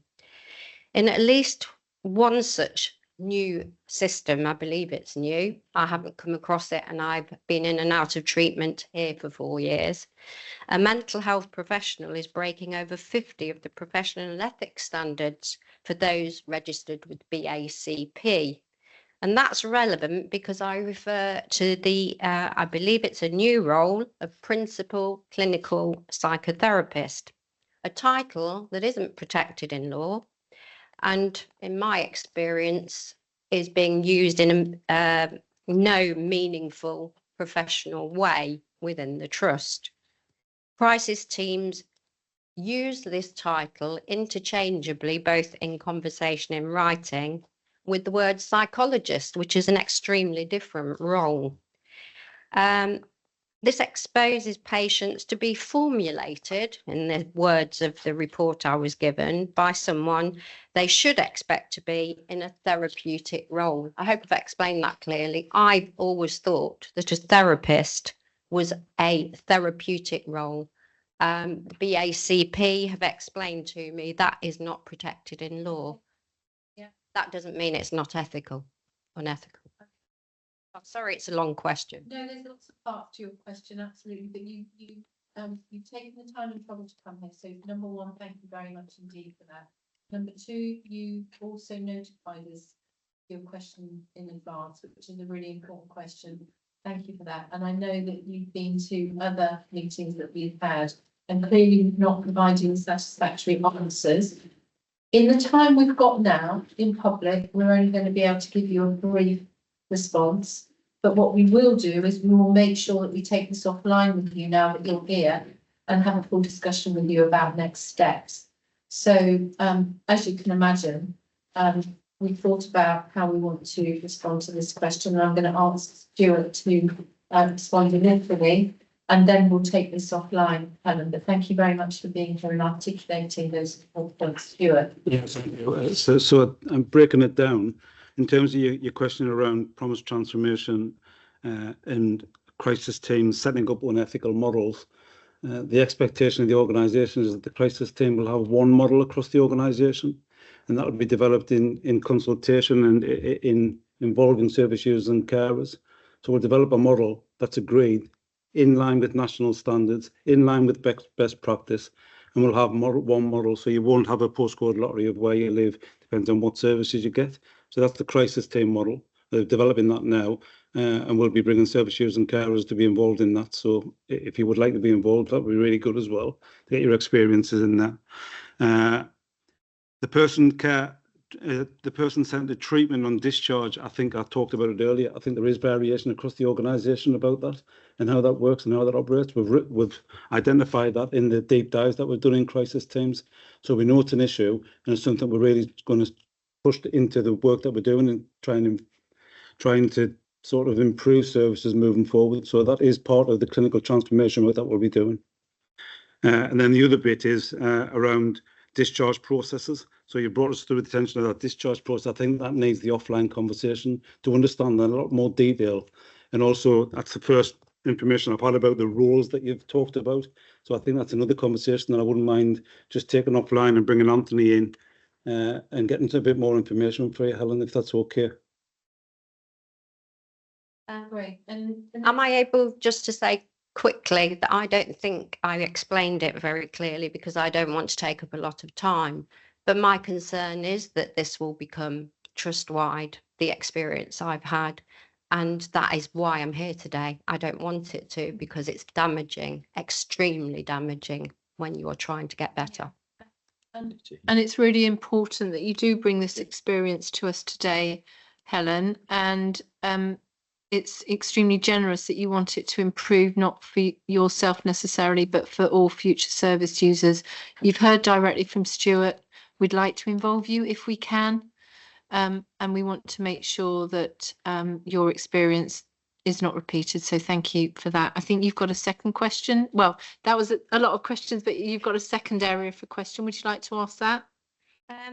Well, I don't, as I say, I don't want to overstep my boundaries, but listening to, I've just made some notes really, listening to what I feel is complacency about the complaints process, because having just got as far as the Ombudsman, the system is completely weighted against the patient.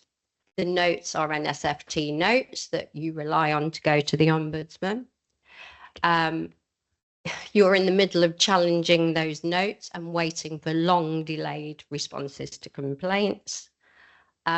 It's very unlikely the Ombudsman is ever going to overturn most complaints, because it's just completely and utterly weighted against the patient.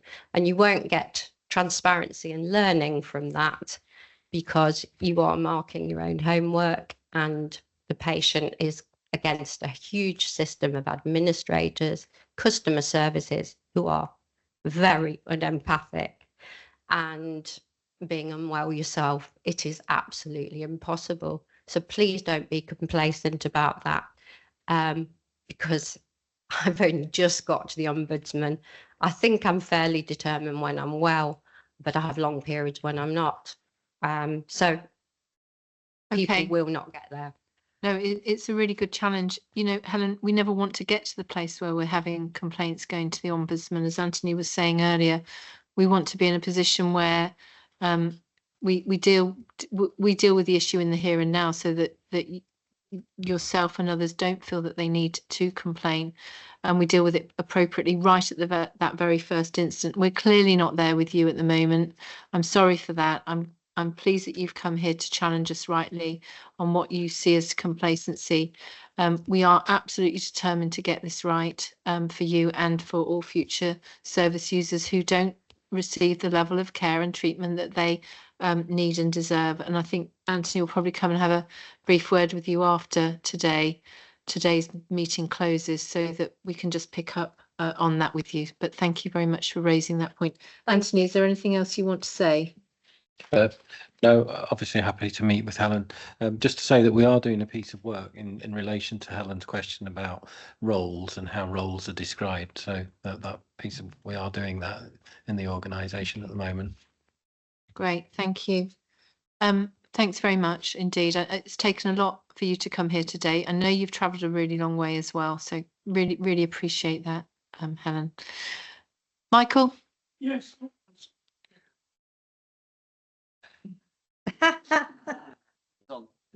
Right. The spiritual needs of patients, service users, a few years ago when I was in Harness in West Norfolk, was sadly lacking. You talked about chaplaincy today. How many chaplains do you have, and do they cover all faiths? That's very important. That's one. And I'm coming back to something else as well. Number two, I keep a note. I watch what's happening in West Norfolk, especially in mental health. I did a recent visit to the Samford ward, Old Chatterton, and I've got to say I was highly impressed. I must say the staff all looked well, relaxed, everything. I was very pleased. You actually, I think you've come a long way, because I actually get a few niggles from my various parishes in West Norfolk and all my trips, and I always get a few niggles about GP surgeries and something. Oh yes, the QE hospital with its building, etc. But lately, I've had no issues with mental health. I've had no complaints, nothing.